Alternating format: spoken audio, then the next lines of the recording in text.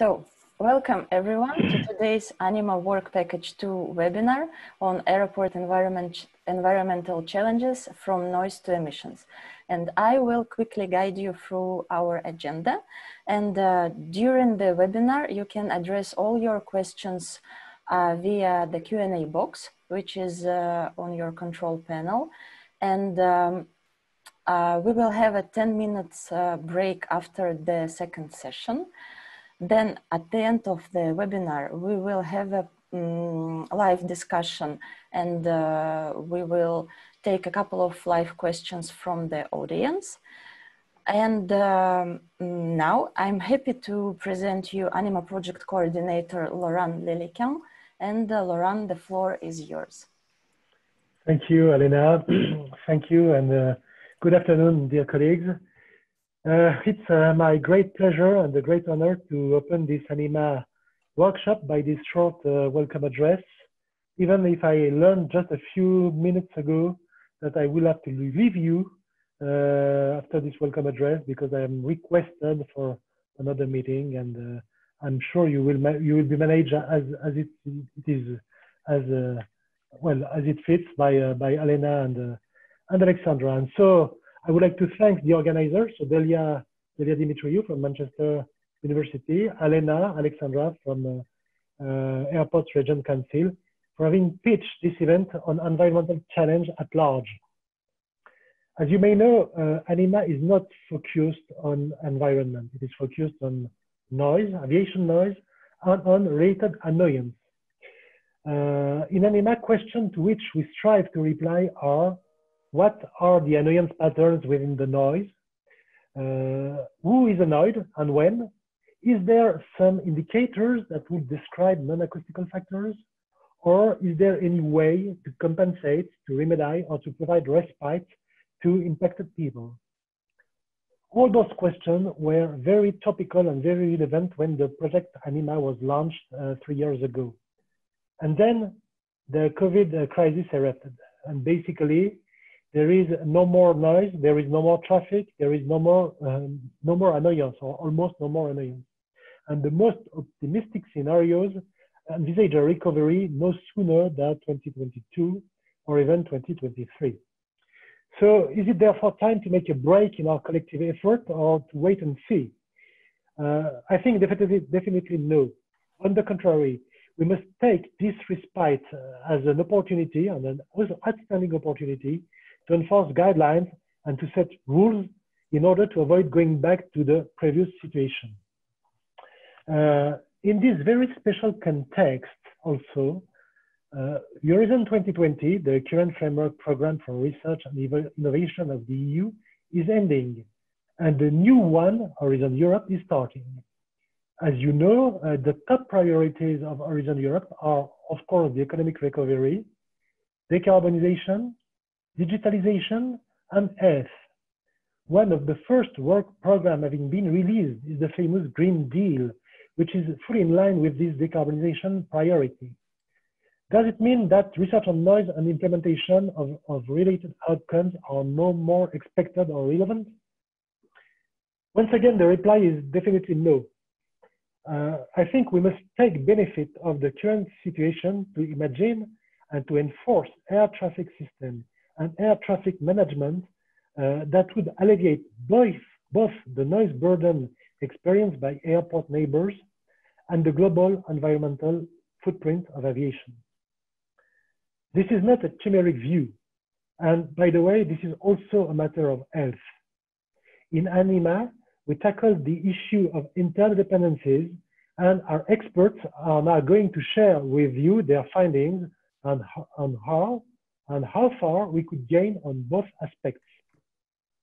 Probably, it will be easier to find a narrow path for combining noise and environmental solution in this category of small airport, starting the journey, as we call them in ANIMA, than for big hubs with much more constrained environment.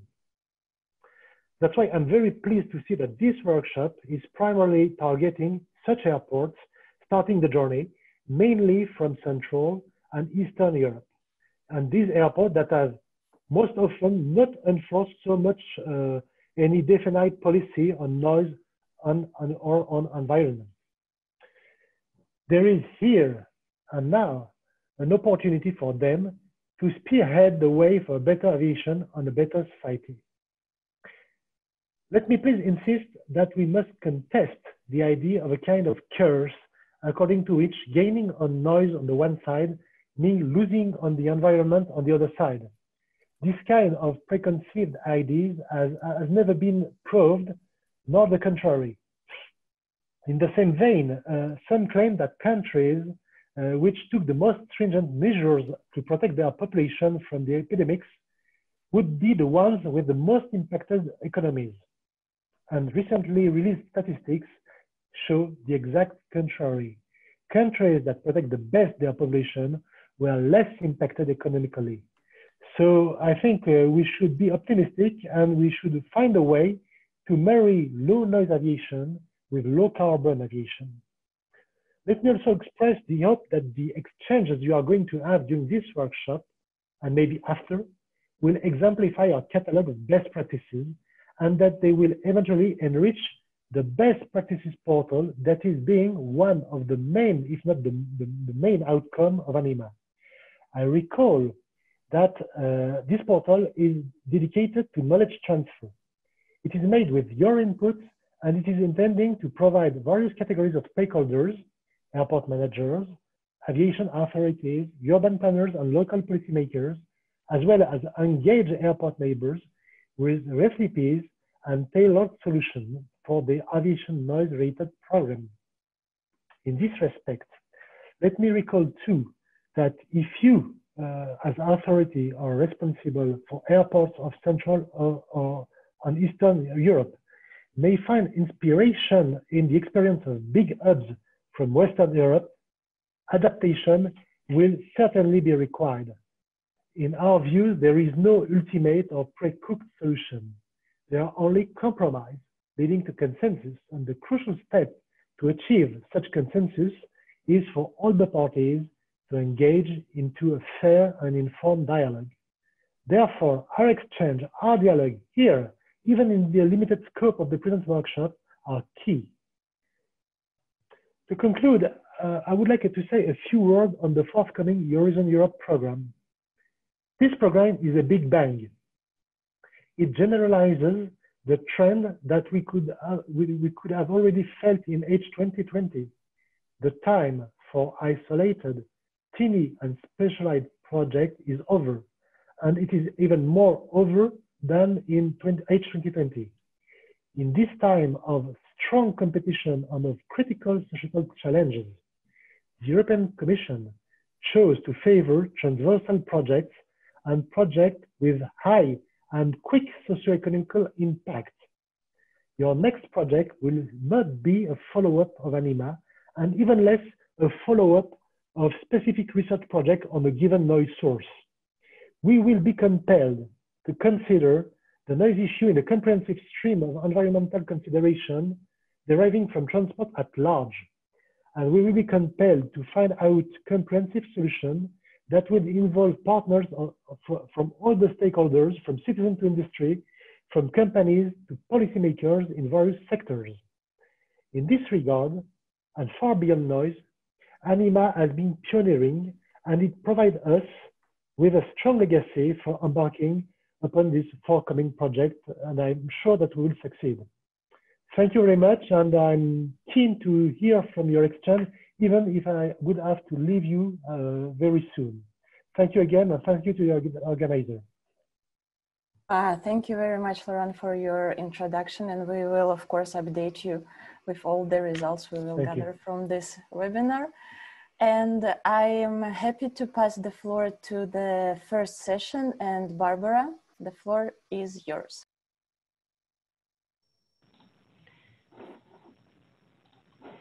Good afternoon, everybody. I'm Dr. Barbara Ohlenforst, and I work for the Department of Environment and Policy Support at the Dutch Flight and Aerospace Center. During this first session, which is about the implementation of the balanced approach in the European Union, you will be guided by myself, by Professor Dr. Paul Hooper and Dr. Graham Hayes from the Center for Air Transport and the Environment from the Faculty of Science and Engineering at Manchester Metropolitan University. Dr. Graham Hayes will present the ANIMA project results on the implementation of the balanced approach in the European Union. Key findings resulting from case studies within ANIMA will be presented.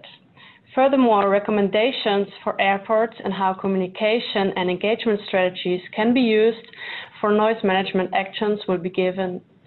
Professor Dr. Paul Hooper will support at the Q&A session at the end of this presentation. And now I will give the floor to Graham. Thank you, Barbara.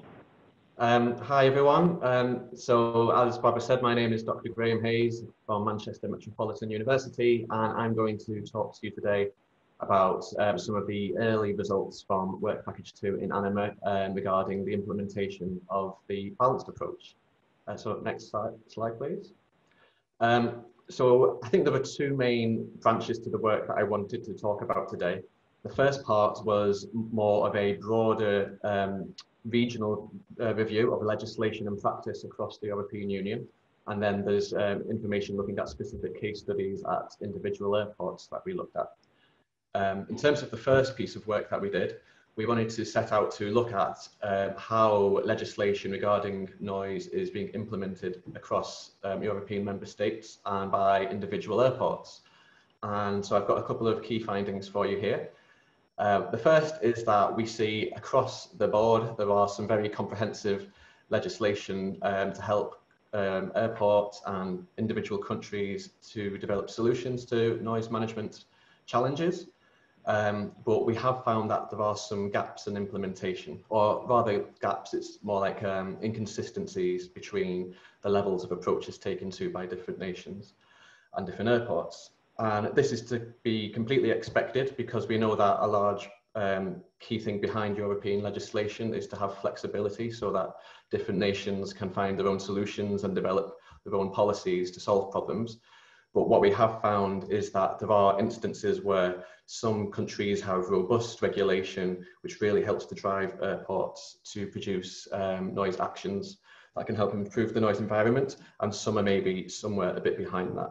But typically the reason for that is because noise hasn't been an issue in some places as much as it has in others.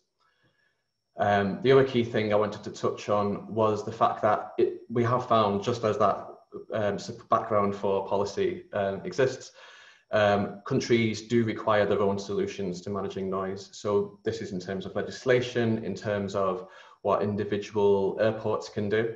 They each require their own levels of support and their own levels of guidance. And again, there are inconsistencies in terms of guidance provided to different airports and different nations. Another thing we found is that although there are a huge range of interventions being conducted by airports, and airports are going to great lengths to try to reduce noise impact, we have found that generally there is a lack of evaluation of the success of different interventions that are taking place. Airports obviously are measuring things like LDEN and noise exposure on the ground, but in terms of the actual effectiveness of noise management actions in improving the noise environment, in terms of the perception of individuals and the success of individual interventions, we have found that there's a bit of a lack there. So a great example here would be insulation. Airports obviously spend a significant amount of money insulating properties around airports, but there's never really been any effective evaluation to see has that actually improved the lives of people. So there's a big opportunity there to help, or to potentially help us refine the way in which we manage noise across the piece. And finally, another one of these broad observations that we had was that there are many competing interests in developing noise management actions and action plans and strategies. And a key area where you see this is with land use planning. So you see a lot of the time there are really effective policies in place to, for example, stop the encroachments of noise sensitive developments around airports.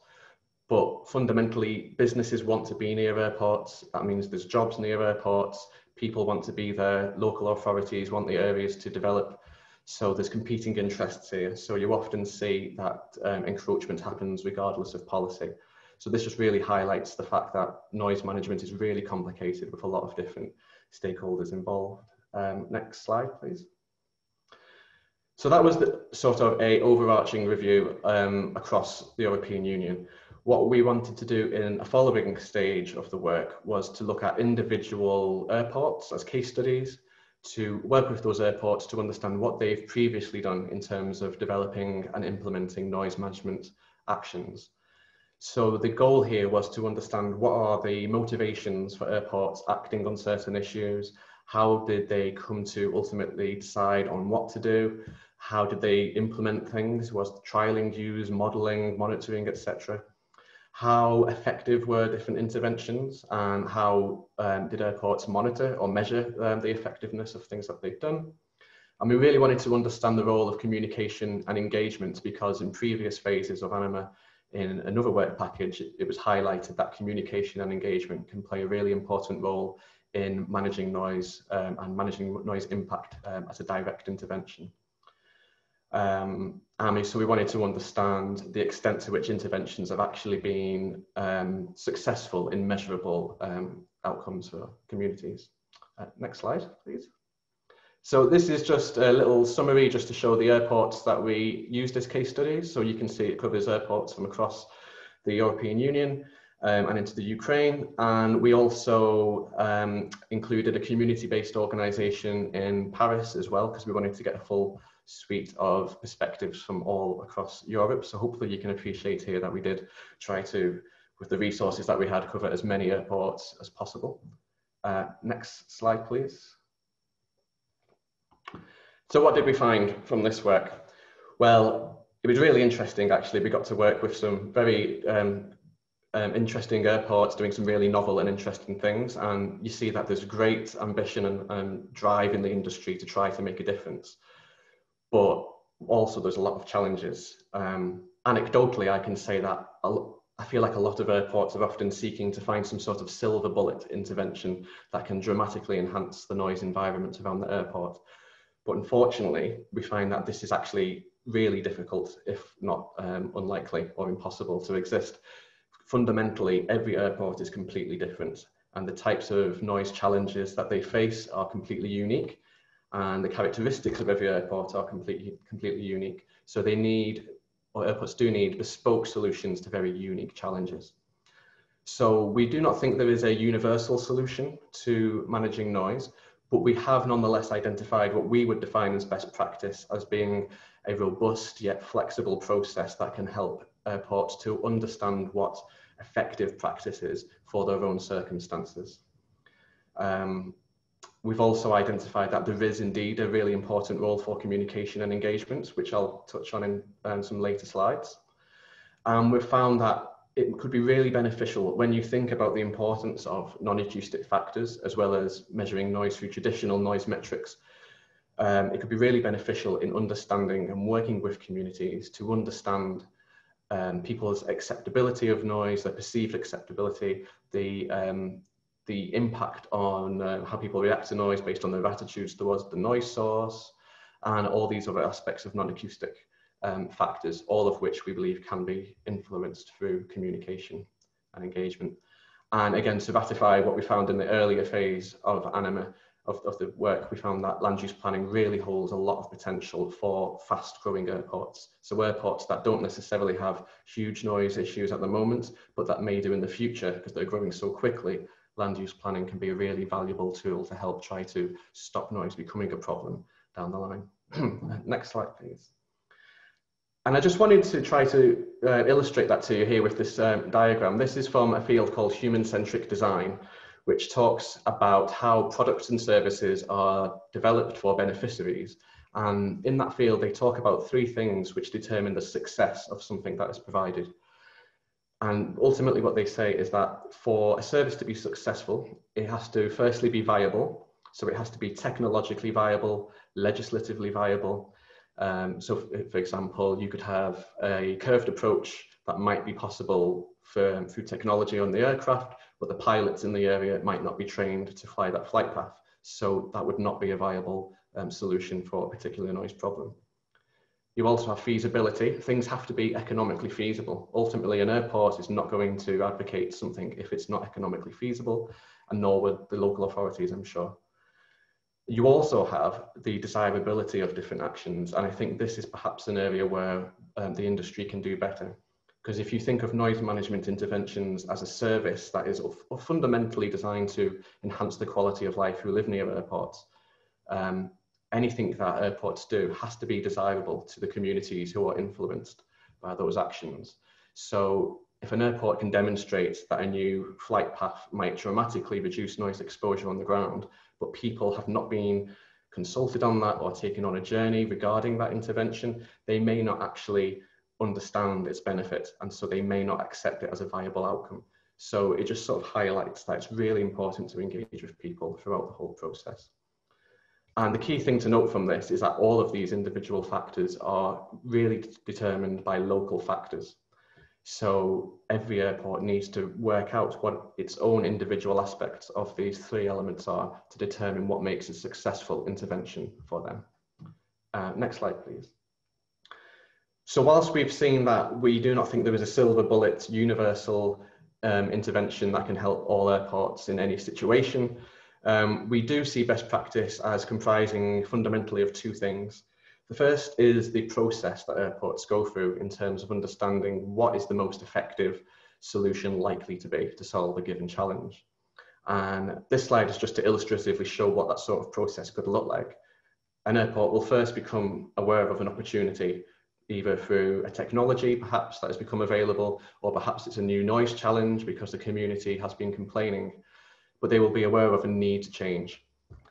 Then from that, they will start to collect data, start to understand the noise problem in more detail, and what they should really be doing is trying to get to the core behind the problem as they see it. So not just looking at problems from a superficial level, but really trying to understand what is the key problem that they're trying to solve, which could include non-acoustic factors, for example.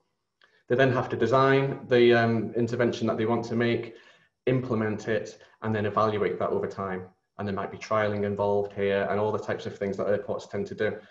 But the key thing is that rather than working to solve issues just as they appear, it's really helpful to have a robust but flexible process that can help airports to systematically work through a problem and then come to a solution that's most likely to be beneficial in the long term. Next slide, please. So the other aspect is principles. So having a robust process, but also basing that process on certain key principles. And the examples on this slide are just illustrative, but there are certain things that airports generally should be thinking about when they develop a noise management action. Some of these will be universal and some might be specific to each airport, but it's really helpful for airports to work out what are the key things that they will follow through with or include in their decision-making processes to ensure that there's a consistent approach and to be able to disseminate to the stakeholders that the outcomes that they've come up with or the interventions they've come up with have been developed following these core principles. So I'm pretty sure every airport in the world would say that safety is the most important aspect when developing any intervention. But we've also found some things that will be introduced in the best practice portal, but things like making sure that any actions that you do implement are targeted on, or they aim to produce targeted outcomes based on a comprehensive set of data. So you're setting out to achieve a specific thing that you can evaluate and then evidence to your stakeholders to show that you have been successful. And then with stakeholders, speaking to stakeholders, all stakeholders, and trying to have two-way conversations with them, because you're not just trying to, or shouldn't be trying to just tell people things, but also listen to what people have to say, learning about stakeholder concerns, their fears, the things that they're trying to do in their lives, what they think about the noise source, and incorporate these into decision-making processes. And interdependencies is another example. So airports might want to decide what are the environmental issues that are most important to it, and then ensure that they're developing actions that are based with a consideration of different interdependencies. Next slide, please. And so I've mentioned communication and engagement quite a few times. And this is one of the key outputs that we've got from the first phase of ANIMA, really, of talking to different airports and looking at the importance of non-acoustic factors in the human response to noise. Because what we found is that it's possible if people's perception of noise is influenced by a lot of non-acoustic factors. When you look at them, they can be directly targeted through communication and engagement. So speaking to people, listening to them, these can all have really beneficial outcomes in terms of how people feel about the noise that they're exposed to. So in this way, we see communication and engagement not just as a way to help inform on that process of understanding an effective noise management action, but it's also it's almost like a balanced approach element in its own right, because communication and engagement, by working with communities, speaking to them, listening to them, can help to address noise impact on its own. So it's a really valuable and underutilized tool in managing noise. Even if you're not able to fully take people's perspectives into your decision making, showing that you have listened to them can be really, really powerful in terms of helping people feel like their needs have been catered for. So next slide, please. So I think the thing that I'm trying to stress here is that for me, there's two elements in developing a successful noise management action. The first is doing the right thing. So working out with a given problem, whether that be an opportunity of how to implement something new or how to respond to complaints or some other noise issue, what is the best thing to do in that situation? How do you implement a new flight path? Where should you place your new runway? But it's also about the process that you go through to make sure that you're doing it in the right way. You're speaking to people and you're not just doing what they want or what you think is the right thing, but making sure people feel part of that journey. And then they're going to be more likely to come with you on that journey and accept the outcomes that you end up producing through your intervention. And next slide, please. So that sort of summarizes what we found from the first part of work package 2. I wanted to touch on what we're doing in the next piece of work, which we're doing at the moment. And what we're doing is we're working with a range of airports from across Europe, similar to last time, but rather than looking at what airports have done, we're now looking at what airports can do in the future. So we're working with them to solve actual noise problems using the information that we've learned and making sure we've got good knowledge exchange from our airport partners from across the European Union. So just to give you some examples, you can see below the airports that we're working with. We're working with Cluj in Romania to investigate the role of interdependencies, using airline data analysis to evaluate if expected results from an intervention are actually being achieved. We're working with Heathrow Airport to minimise noise impact from the implementation of a precision navigation flight path aimed to avoid overflying communities. We also have a case study with Iași in eastern Romania, where the rapid growth at the airport has meant that there are new noise challenges that are arising. So we're investigating how land use planning can play a role there. In Ljubljana, we're working with the airport to create a dialogue forum to help the community solve some noise problems that have emerged there. And so this will be following the recommendations in the Best Practice Portal on communication and engagement. In Rotterdam, we're evaluating the benefits and the disbenefits of 2 departure procedures that the airport is considering. And we're doing this with local residents and establishing the community preferences through a communication protocol to see if that can inform what the airport ultimately is going to do. And then at Zaporizhzhia, we're investigating the implementation of noise protection zones around the airport in line with some new legislation, but doing so in consideration of all stakeholder needs rather than just purely following legislation. So these are really interesting and valuable case studies that will help us to ratify what we've been finding in ANIMA, but also help to inform on our best practice portal, which will hopefully be benefit to airports everywhere. And next slide. This is the final slide. Just wanted to summarize the value that we think ANIMA has had from speaking to and working with airports in Central and Eastern Europe. What we found is that the industry is growing really rapidly in this region. So even though many airports do not see noise as an issue now, the rapid growth means that it can mobilize very quickly. And as airports grow, almost certainly noise will become a problem in the future. And managing that problem now, before it becomes a problem down the line, can be really beneficial. We've highlighted these, as I say, competition with economic developments in the area. So you have different competing interests between stakeholders. That is a huge challenge. And we found that there's no what we call copy out solutions where it's possible to copy what, for example, Heathrow or Schiphol might have done, because airports, as I say, do have all sorts of different characteristics. And also these airports that have been dealing with noise for a long time, they've made mistakes too. So copying what those airports have done isn't necessarily going to work. But what I do find is that airports that are small and are growing rapidly have a really fantastic opportunity to learn from mistakes, to learn from what has worked. And rather than copying what other airports have done, is to work out what is really the best thing for your own circumstances, because you've got a great opportunity, whilst noise isn't an issue, to really get it right with some long-term planning.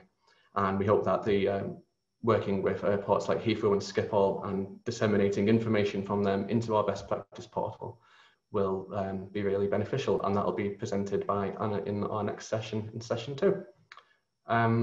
Next slide, please. I think that's the presentation. So hand over back to you, Barbara. Thank you very much for this very interesting presentation.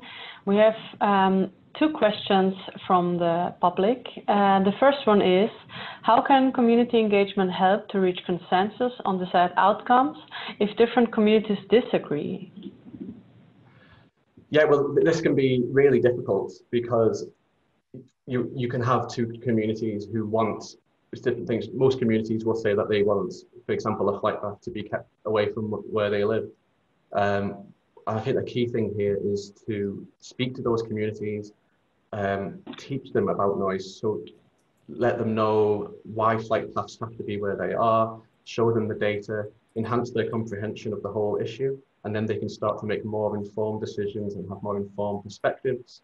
And when you do this, you can also help to develop empathy between different communities. So you can start to get people to think, yeah, maybe we're going to have a better noise situation, but or worse noise situation, but it will be helping people somewhere else. So I think empathy is a really important aspect there. Yeah, thank you. I think that's a really interesting point, and also the part that you mentioned with empathy, so that people understand also the situation of the neighbors, what it would imply for them, and to better understand also what the whole implementation would mean in terms of noise. Yeah, thank you. Yeah, just to follow up on that, I think, Graham, you've answered the point. I was just typing an answer to this question, so I've saved myself a long lot of narrative. I think for me, it is fair to say that the outcome of effective engagement will not mean that you can please everybody all the time, but it's about having a transparent debate, ideally around the principles of what is trying to be achieved, to establish that there is some benefit from a change, even if it isn't the benefit that will be felt by everybody. So it is about that idea of trying to build up a fair way of dealing with people in a transparent fashion, which in theory will make for more acceptable outcomes. It doesn't mean, however, that the outcomes will be acceptable to all. So it's not an easy space to be operating in, but it's a very sensible question to be asking. Mm-hmm. Thank you. Thank you. We have 2 more questions. I'm not sure how much time we have, but we can start with one. Is there a successful story or an example in implement and balance approach referring to land use planning or management of noise abatement procedures or operation restrictions? It's a really good question. I think a key factor here is what is the definition of success, and that could differ by every airport. So if you're talking about successfully reducing noise level on the ground, there's countless examples from all over. But in terms of actually understanding what has been beneficial in terms of, say, reducing complaints or changing the way people feel about the airport, it's really difficult. So if you look at Heathrow, if you look at the contour maps around Heathrow, you can see the contours have got smaller and smaller and smaller significantly over the years, but you haven't really seen complaints change at all. In fact, the complaints have gone up. So have they been successful or not? If you look at it in terms of noise level, absolutely they've been successful. But in terms of making people feel more satisfied or less dissatisfied with living near the airport, then maybe not. I'm not sure. Do you have any example, Paul? I'm thinking that one of the questions that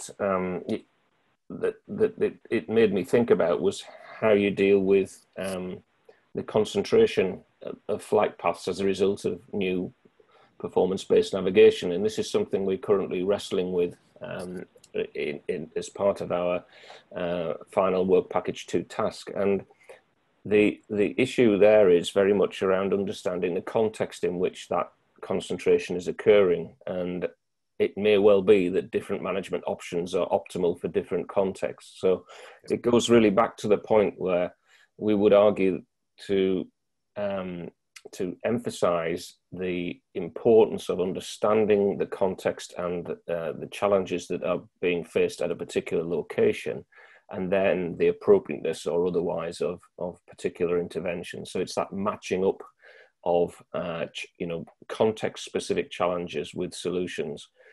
So there, it's very difficult or now impossible to point to something that says this is the way you should be doing something. It's much more around tailoring a solution to a given context and fully understanding that. We're certainly advocating that if discussions from the outset can begin to highlight what communities and airports and other stakeholders would like to achieve from the start, then you're in a much better position to achieve that by the end. And I think that's one of the things that we feel could really be enhanced, is that idea of consensus building from the get-go, which will provide you with the framework within which you're operating, and indeed should assist you when it comes to evaluation of the efficacy of a change after the fact, because you've already established what your success factors are, or what success looks like in a given case. Yeah, absolutely. Yeah, I think it comes down again to transparency and empathy again. Yeah.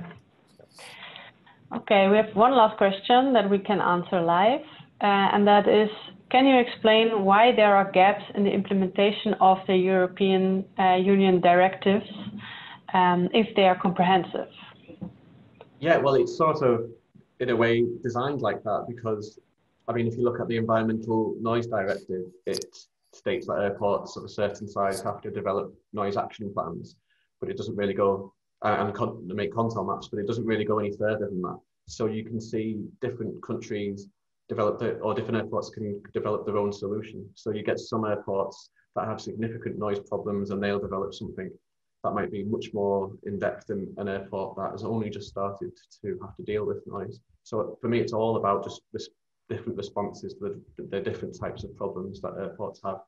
And I think that's reflected through national policy as well, where if noise is a huge issue like it is in some countries, then there's going to be much more stringent legislation than you might see elsewhere. And the same goes for guidance. You see in the UK, for example, there's all sorts of guidance documents on how to develop a noise management program, but that's not necessarily the case in countries where there isn't so much noise pressure. Thank you very much. Yeah, we hope also that with the Best Practice Portal we can be inspiration and provide some guidance. Yeah. Absolutely. I think that is it for now. So yeah, I think we can continue with the second part. Yes, we're moving to the second part where Ana Garcia Sanspardo and Nico Van Osten will present us their Best Practice Portal and ANIMA toolset. The floor is yours. Thank you, Elena. Good afternoon and welcome to the second session. I'm Ana Garcia from Airport Regions Council, and together with my colleague Nico Van Osten from Anotech, we will present the Best Practice Portal and Noise Management Toolset that is being developed in ANIMA.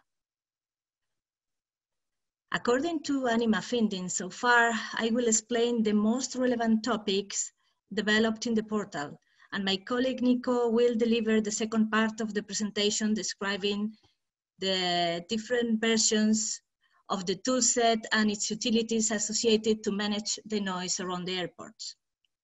The aim of this session is to facilitate your understanding of the best practice portal and the noise toolset beta versions. And the most important one is to be able to get your opinion as representatives of small but rapidly growing airports and local authorities as potential end users of this portal. We will really appreciate your feedback at the end of this session during the polling exercise. To assess noise impact and related management practices, ANIMA started with a pan-European review of regulations and best practices, gathering information from 32 countries. ANIMA then, as it was explained in the session 1, continued its work and proceeded to critical reviews of noise impact and annoyance that were essential to understanding information gaps. The third step was a comprehensive study of 14 interventions in 13 different airports for the evaluation of noise management practices.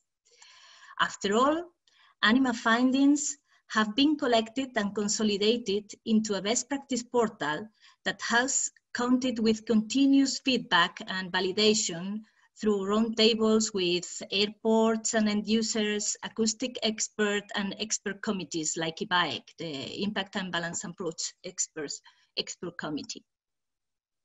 So, the intention of the portal is to allow airport noise managers to identify and implement the best practice for their particular situation.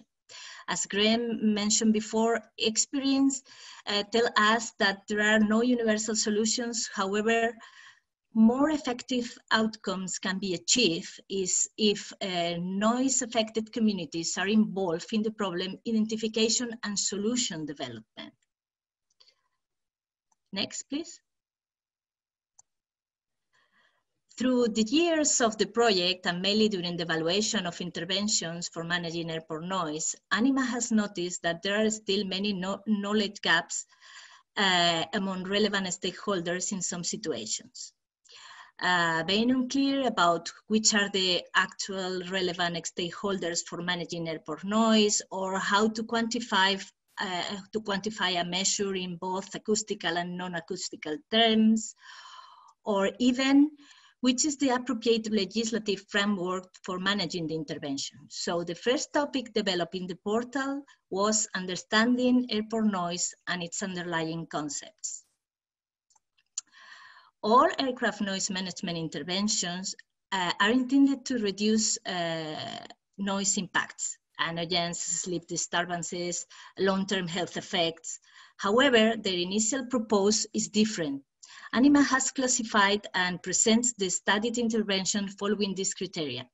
These purposes include, for example, reduction of overall noise footprint, or protect people from noise exposure, as we will explain later. Finally, the methodology. The process that Graham explained before will be in the portal. ANIMA experience tell us that more effective outcomes can be achieved supporting airport managers in effective community engagement, helping the process of prioritization, and providing information and tools on potential solutions, which can then be discussed with the stakeholders to assess feasibility and desirability before moving on to implementation and evaluation. Next, please. Let's explain a bit about the areas that will provide knowledge to understand airport noise and its underlying concepts. First area captures information collected regarding main stakeholders involved in a noise intervention, how an airport works, where to find noise and tracks info, or the different options to manage complaints. A second area helps to understand the noise footprints of airport with a noise management toolset publicly available, to know what the official noise contours means, how they are calculated, what is the influence of the different parameters into the curve, and how they affect the results. We will explore it in the second part of this session, don't worry. The third part deals with the general noise concept, that it's always a difficult part for everybody. The logarithmics is not the best for the normal people. The next area, legislation, tries to present the regulation involved in the interventions. Not only noise regulation must be taken into consideration, the aviation regulation and land use planning rules must be assessed in some interventions, as well as environmental impact assessment rules. For example, in many countries, a new departure or arrival track or a new runway will need a mandatory environmental impact assessment that could affect the entire process. The key ANIMA findings, the noise annoyance management to reduce airport annoyance, will be summarized in the fifth area. The sixth area gathers the ANIMA review about health noise impacts and the last findings about it, including the virtual community tool that will allow stakeholders to represent their sleep disturbances impact instead of just noise exposure. A summary of the aviation noise coordination efforts at global and European levels will be deployed in the seventh area, and a final area for scientific publications related to all these topics will be available in the portal. Next, please. Experience from different airports on specific interventions was captured through the project and will be available on the platform to facilitate a better understanding of the process needed for the implementation of such measures. ANIMA classifies and presents the case studies following the different initial purposes of the noise management interventions. These initial purposes include reduction of overall footprints. These measures could be through quieter aircraft, quieter operational procedures, and general operating restrictions. In all the cases, noise exposure at all locations is reduced. Second one, change in the spatial distribution of the noise footprint, new runways, new flight procedures, or new restrictions to avoid overflying specific areas. In these cases, noise is often redistributed. Change in the temporal distribution of noise, like, for example, changes in traffic distribution, temporal nighttime restrictions could be fit into this category. So noise is redistributed as well, but in a temporary way. Another categorized is protect people from noise through insulation, noise barriers, building designs, noise zoning to prevent encroachment. It normally requires early planning and multi-stakeholder engagement with planners and local authorities. And finally, addressing non-acoustic factors such as annoyance and sleep disturbance directly. In this part, we will include interventions with communication engagement activities to improve airport community relationships, perceptions of fairness, control, improvement noise metric to enhance community comprehension, general availability of noise operational information, efforts to include affected communities in noise management decisions, provision of compensation for community noise exposure, and so on. So noise management approaches and challenges found in other sectors may also provide insight for synergies with airport noise management. It is also important to consider interdependencies, as we will see in the next session, session 3, with other. It's important with other environmental the interdependencies with other environmental impact when pursuing noise management actions to help avoid unintended consequences elsewhere. Next, please. Who is the target population of the portal. This portal is addressed to all stakeholders, be they expert or non-expert. However, this is forcing that the access to the portal will be differentiated with suggestions depending on your expertise and previous navigation processes. To design it, ANIMA has identified 4 main groups with different expectations for the portal: airport managers, policymakers, general public, and researchers. There have been other ANIMA workshops to collect local communities and general public inputs, like in Gavà in Barcelona or in Cranhill in Ljubljana. However, this time, the core of this online event is the perspective of starting the journey Central Eastern European airports and the local authorities involved as a potential end users of the portal and its tools. So let's go to collect the feedback. Any questions before the polling session, please? If not, next slide. It's time to collect your feedback. Firstly, some technical aspects. We are going to launch online polling to get your inputs. If you are connected via browser through web access, you won't be able to vote. You need to be connected through the app installed in your PC or phone to be able to vote. The last question of the polling is an open question, so you can write answers via chat. It is not possible to write a free text in the polling, just via chat. Please, I will ask that if you could identify yourself when you write into the chat by just putting if you are an airport manager, if you are a local authority or policymaker, or if you are a researcher, please. And the second point is that we will have results immediately after the polling. But we need tailored feedback per each target and user group. So we will post-process the results after the event per each different group and publish them.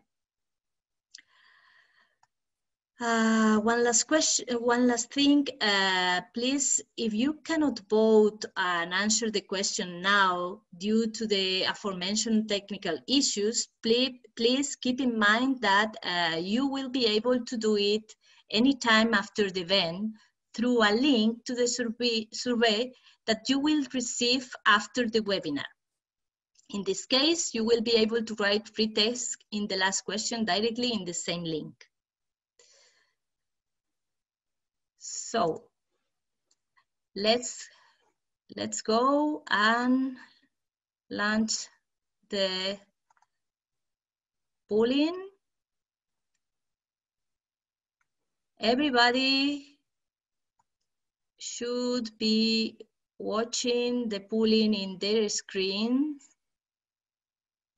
Everybody can choose multiple options except in the first question, which is the ones identifying yourself. We will have around 1 minute more to answer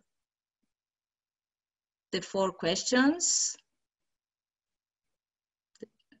5, but the first one is not.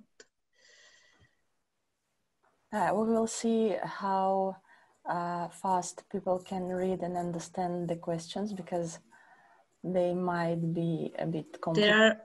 There are already someone who... Yes, someone is succeeded to answer. Yeah. But yeah, I think we will give another 30 seconds, 1 minute to finalize the results.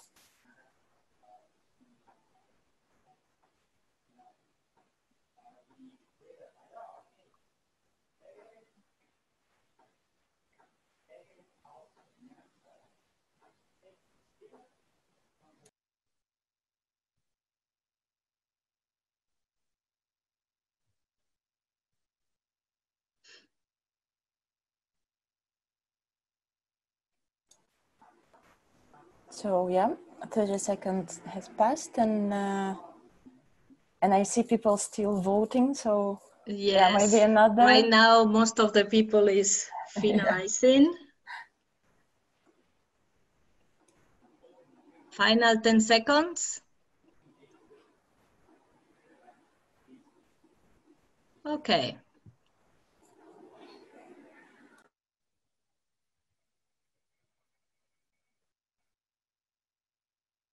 So yeah, I think we're ready to close the polling and go to the next presenter. Okay. So we already have the results. We will post-process it and publish online. Thank you very much. And Nico, please, the floor is yours. Okay, thank you. As Anna explained, there will be two parts. There is a best practice portal, but another important result from ANIMA will be the tool sets. These are targeted towards different user groups, as you already saw, and depending on the group, you will see different things. So first of all, we have a public noise toolset, and on the other hand, we have a noise management toolset. Can you get the next slide, please?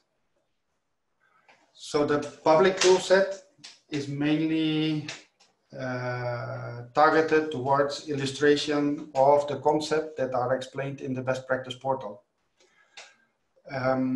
So giving a graphical way of explaining the different concepts that you have seen at a high level in the presentation of Anna. This toolset, as it is public, it's publicly available. It has limited interactivity. It has some, but it's limited. And it is illustrating concepts on a virtual airport. It's an airport which is, in fact, in our backyard, in the, very close to our office in the south of Spain, where there is really no airport and nobody is worrying about an airport. So we can show there easily without any politics, the concepts to the general public. Then on the other hand, we have a noise management toolset, which is the same environment, the same user interface, but you will access, or you will have access only after registration. It's mainly meant for professionals. This has full interactivity, and it can contain your airport or the airport you are interested in. This with the idea to really apply the concepts developed in ANIMA and see what happens when you apply them. It's a very easy way of comparing different situations. Next slide, please. So the public toolset first. As Anna already showed, there is a list of different concepts that the best practice portal is supposed to explain. And we have identified several concepts that could be explained by means of a graph or some situation, some scenario in the public toolset. This is a full list, which goes from knowing the operation of your airport, if it's how the tracks are built up. So there are tracks that only are in the west configuration or whatever, north, or depending on your airport. Others that are only for day, only for night. So how are these tracks used? Another one is what is a footprint, noise footprint of the airport? What does this 1 year average mean, really, when you have a footprint?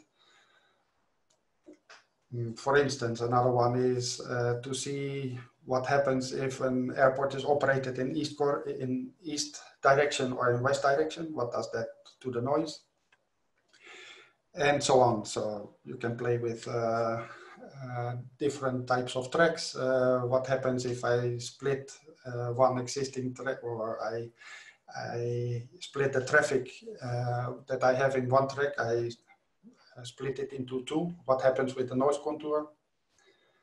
Those kind of things you will be able to visualize in the public toolset. So next slide, please.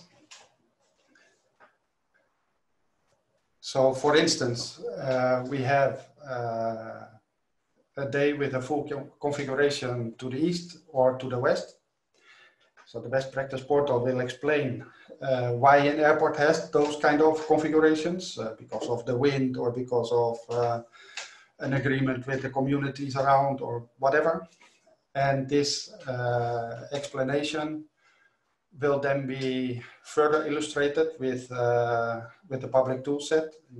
In this Best Practice Portal, there will be a link to the public toolset, where you really can see what happens or how is this, I don't know. Do you see this? Do you see something? Yes, Nico, yes. Okay. So this is an example where you have two scenarios. One is a scenario in which aircraft are flying from the west to the east. They are landing and to the east, and they are taking off to the west, to the east again. In this case, you will have the pink noise contour. On the other hand, if you fly to the other side, you fly to the west, you have an approach to the west, and you have a takeoff to the west again. Here you see that in the west configuration, there are some flights that are going to the northwest and others that go to the south. It's split. So the noise contours are rather different. The blue one is rather different from the pink one because of this east and west configuration.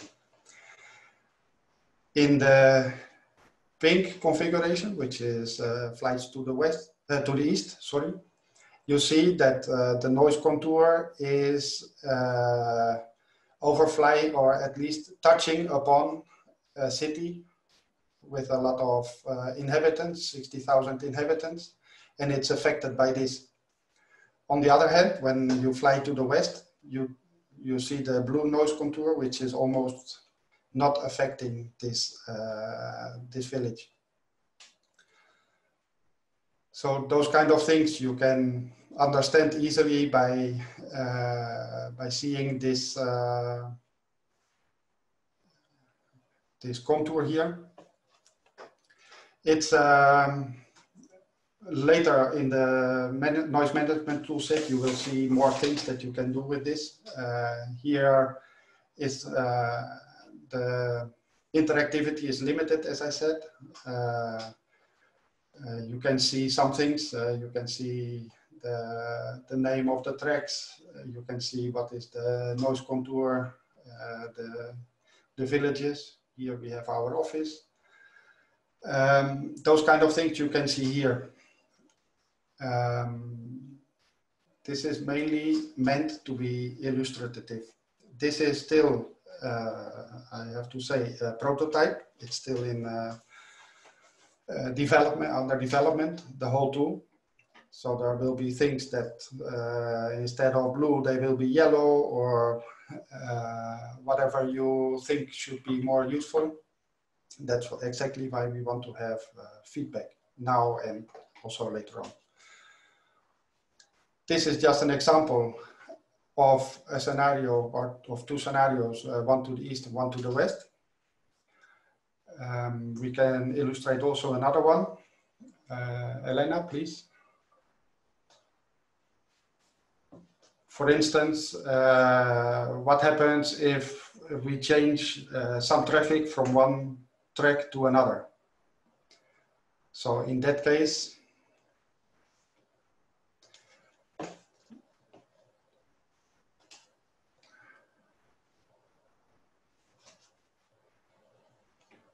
you can see this? Yes. So in this case, we have again the blue noise contour as you saw before, but now we have another one in which again, there are flights to the west. As you can see, there is an approach to the west and takeoffs to the west. But instead of going to the left to the sea when just after takeoff, they go straight and then to the north. So the traffic that usually is going to the south is now directed towards the west and the north. This is just to illustrate that with the same traffic, here we didn't change any operations, we didn't change the number of aircraft, we didn't change the time of day. The only thing we did was to say that these 5 aircraft that were going here, now they are going there.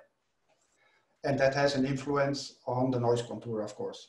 So this is to illustrate what kind of things can you expect when you do such a change. Just to illustrate, nothing more. Okay, Elena?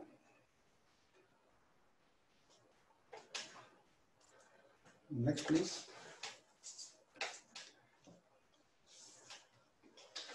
So this is the public toolset, as I said, just to illustrate some concepts. But on the other hand, we have the noise management toolset, which has as main differences, as I already mentioned earlier with the public toolset, that you need to register. There we will have an idea of who you are, as mentioned before, airport manager, land use planner, local authority, researcher. You need to register because this is mainly meant for professionals. Then the idea is that you can see your own airport there. For that, of course, we need to have an initial configuration of the database. That will be done by us, at least during the ANIMA project. This is a rather extensive set of information that we will need from you, especially about the traffic and the tracks. And then we will run our Sondeo airport noise tool to generate the basic database for noise, with which then you can play in this tool. Playing means that you can create your own scenarios and see the results in the noise impact. One important thing to notice is that it's not the idea that this tool set is meant to replace tools like INM or CATNA or whatever you use for your strategic noise mapping. The idea is that this just highlights or gives you an easy tool to see the effect of different scenarios, but the basic calculations of the noise in the beginning, so the single events that are the base of the whole calculation, they are done by us in the first step when we set up the database. So you are just making your different combinations, as you will see in the next slide. What is a scenario? So a scenario is a data set that represents one certain noise situation at an airport, like the yearly operations of the airport in the West configuration, or the noise contours for the maximum number of operations that the airport expects, or only the night operations, or whatever. It gives a single noise situation. And that scenario consists of a combination of, as I said, the single events that are stored in the database. A single event meaning what you see here. An aircraft is taking off from a runway following a track and a profile. And for that, we have, for that single operation, we store the noise contour in our database. And then when you create your own scenario, you say, I want so many of this aircraft type, flying arrivals, flying on this runway using this track. And then the program combines all these operations to make finally the overall noise contour. So it needs a combination of these single events, and then a number of operations, and also the time of these operations, at least day, evening, night, to be able to calculate an LDEN, for instance. So the idea is that a scenario can be created by cloning an existing scenario. So you already have one scenario and you just want to change some relevant parameters. You can then clone the scenario and change those things that you want to change to create your new scenario. Another thing is that you can create it from scratch, but if you have a lot of operations, this is certainly not interesting, except if you already have done this with, for instance, INM, where you have a possibility to store the scenario in a certain format, which we will be able to upload. So next slide, please. So then we have the noise management toolset, which is, as I said before, the same user interface, but it has more possibilities. In this case, we have an airport, Budapest.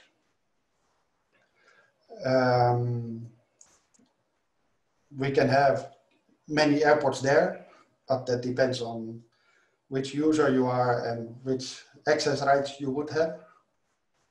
In this case, we have Budapest. We can see the runways. These are all the tracks that we have available. You can see which are they. You can plot them if you want.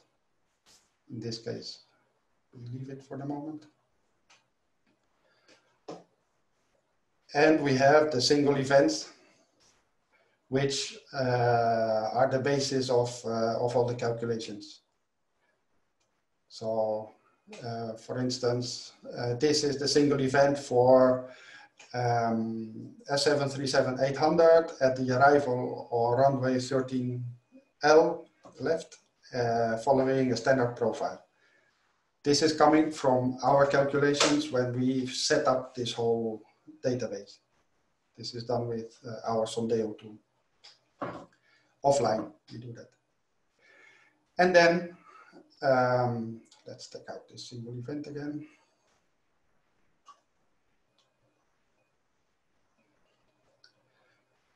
And then we have scenarios. So let's say we have a scenario which we already had calculated before. We have done this before. This is a noise contour, traffic on both runways. You see the different tracks that have been used in this calculation. You see the two runways and the noise contours which in this case are LDEN. But now we want to change something. For instance, this track, which is this name. It's a very cryptic name, but that's how it is called in reality. So this is a takeoff from runway 13 left, and it's following this route. So now we want to create another scenario based on the 51. Based on the 50, we can say we clone a scenario. The problem is that this does not yet work in this version. But if I press here, it says clone, then we will get scenario 51. You have to trust me that that is going to work. So then we have scenario 51, which at this moment is exactly the same. You can see it. It's exactly the same as the one that you saw before. So now just look at this, this track and this hump, which is the effect of the air traffic flying this route. So now we are going to scenario 51, which is our clone. We look at the operations that are going through this. As I said, a scenario is a combination of aircraft, if it's an arrival or a departure, the type of profile, the runway, the track it is following, and how many operations you have day, evening, night. And here we see our track, which we want to change. We want to say, okay, these operations, they are not going here. We just remove them. We don't do anything with them. We could also say, okay, we change them to another track, but let's just remove them. I save. We recalculate. It is saying that it's running. It's done. And now I have my new noise contour, which is exactly the same, except for that track that does not go anymore to the left. We just removed these operations. So you see that it's really working in real time. It is a very easy way to see what if scenarios. If we go back to the scenarios, you can see several things that later on will be available. You can define locations. You can put here your own house, for instance, and then at the calculations, you will have the noise level at your house. You can define areas, which are, for instance, what you saw before, the populated areas in our virtual airport with population. Those type of areas we will be able to define here in the final version. We had our flight plan. It's a bit clumsy if you have a big list of operations and you want to change all the night flights from one track to another. To have to do this by these numbers. So the idea is that later on in the next version, we will have some utilities that make it easy to say change all flights from track 1 to track 2, or reduce all operations by 20%. Those kind of simple instructions will generate a new scenario automatically, and then you can see the result.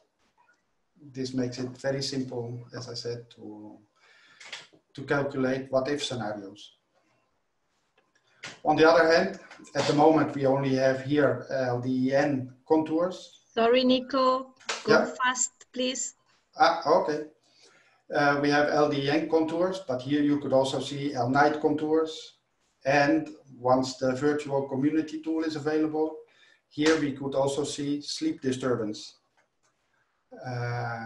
number of awakenings instead of just noise contours, which is a very interesting new thing in ANIMA. So those kind of things we will be able to choose later on as a user once this whole thing is working completely. But this demo was mainly meant for you to have a first glance and to start thinking about what would be useful for you to have in this tool. So that is why we have the polling. Elena, it's all yours again.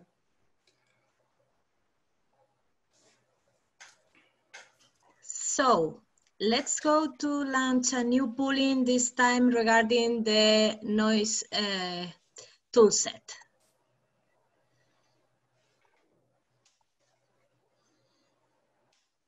Go. Now you can vote.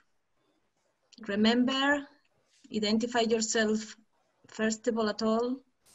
And during this time that you are voting, Nico, we have a question in the chat, in the Q&A box. Yes. Why it cannot replace ENM or others? Does the software conforms with ECAC Doc 29 edition 3? Yes, in fact, it will conform with ECAC Doc 29 edition 4 also, or later on it will be edition 4. The main idea of not replacing INM is that that requires a huge additional amount of user interface development to build up the tracks, to build the database of the aircraft, all those things,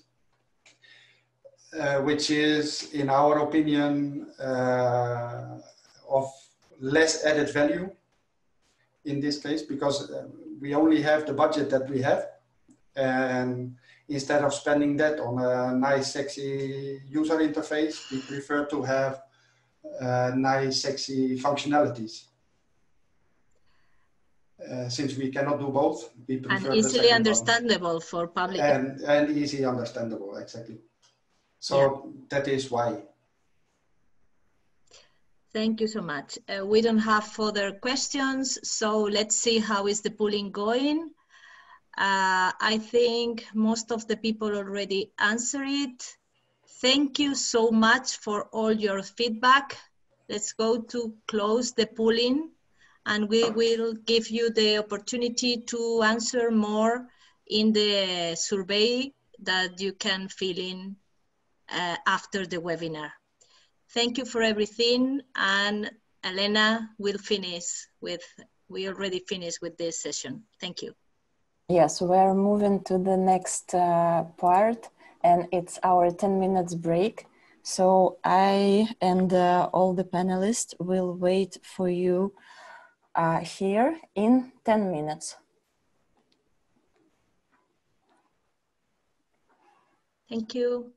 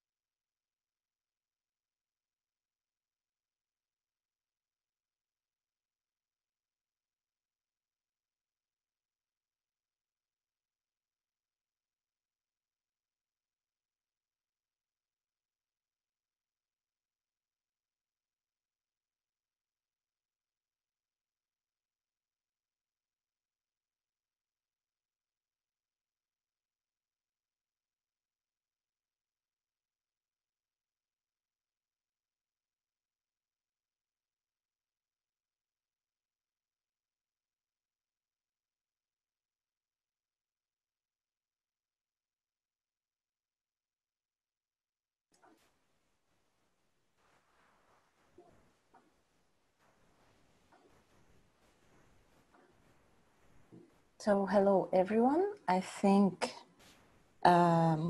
everybody is getting back, and we are ready to move on to the next session, and it will be on noise and emissions interdependencies, and it will be chaired by Delia Dimitriou from MMU and Narcisa from Komoti as well. So Delia, the floor is yours. Good afternoon. This session will take us from noise to emissions, because when we tackle the reduction of environmental impact at airport level, both noise and emissions are important. I would like to add something important about our event of today. The targeted audience is mainly from Central Eastern Europe, airports, colleagues, because this was one of the main outcome of our work so far in ANIMA. When we started ANIMA, these airports were watching us, and then during the journey, based on the identification of rapidly growing airports and their challenges, they wanted to engage with us. And you will see in session 4, their voice. So the first 3 sessions are ANIMA prepared based on our results so far. Session 4 is the voice of the airport and airports from the region, and then we'll have discussion. I will present the ANIMA lesson learned about interdependencies in the airport context. Next, please. We had a task in ANIMA to assess noise and emission trade-offs within an airport context and identify existing tools and metrics. What we know so far is that the reduction of environmental impact will imply several interventions: strategic, financial, infrastructure related, impact related. And these interventions will reduce noise and increase emissions, or increase emissions, or increase noise, reduce emissions, while the airports will want to have both. So we performed this task, which was a very, very challenging task, because we realized that there is not much information in place, and definitely interdependency is not in focus. But when we discuss with different airports, particularly from these regions, they really want to understand more about interdependencies.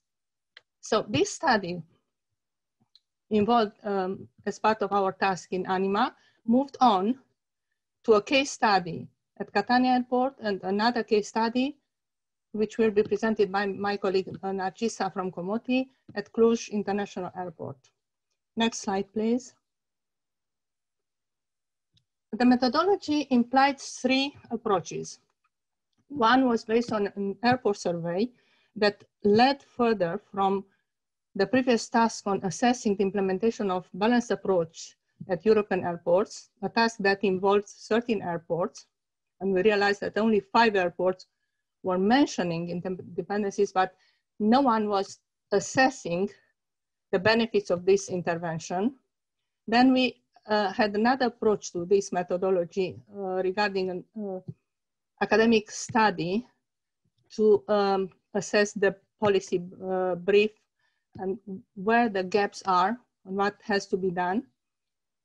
And because we were not happy, we wanted to use the data and challenge an airport about interdependencies. And we were lucky to find Catania Airport willing to provide data at no cost, because we didn't have budget for this task, and also interested to use the results of interdependencies later in their strategy. So the third approach to our methodology was Catania Airport case study, when we used airport data. You will see that in the next case study presented at Cluj International Airport, the data used is the airline data, so different approach. Interdependencies in the airport context will definitely involve changes in operational procedures. So we need to identify and assess noise and emissions using different tools, selecting the best operational procedures to be the best intervention and to help the airport to reduce both noise and emissions, but this is not happening in practice, unfortunately. So what we've realized is that we've started a journey, and our study will just add knowledge to the topic of interdependencies. And I'm honestly very happy that interdependencies, noise and emission trade-offs is part of the Green Deal call, because we realize that we need to move further from noise impact to noise and emissions interdependencies and using impact on both sides. Next, please. So according to the task, we need to identify existing tools. And what, following the surveys and discussion with different airports, we realized that several assessments regarding interdependencies will use different tools. One tool for emission, one tool for noise. We only found two tools, AEDT from FAA, Aviation Environmental Design Tool, using both noise and emission, so a joint combined tool, which will be easier for an airport to use, and impact, the same joint tool from Eurocontrol. What our study has started to do is a Sondeo noise and emission tool. So Sondeo, the owner being Anotech, our ANIMA partner. You've just heard Nico presenting the tool set. Sondeo will contribute further to a joint tool to assess noise and emissions interdependencies. Next, please. Catania case study. So based on the fact that we had access to real airport data, we wanted to investigate the gaps, the current knowledge, and why the interdependencies are not in focus. Because we've realized after the survey on implementing balanced approach that only 5 out of 13 airports were considering interdependencies.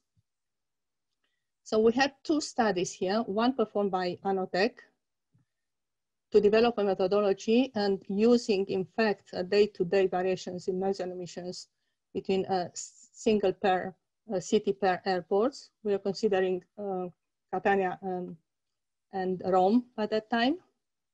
So Anotech was focusing on developing a methodology using and developing the Sondeo toolset. And NLR started to investigate the potential of trade-offs and to offer a choice to the airport, assessing 4 different departure procedures. Next, please.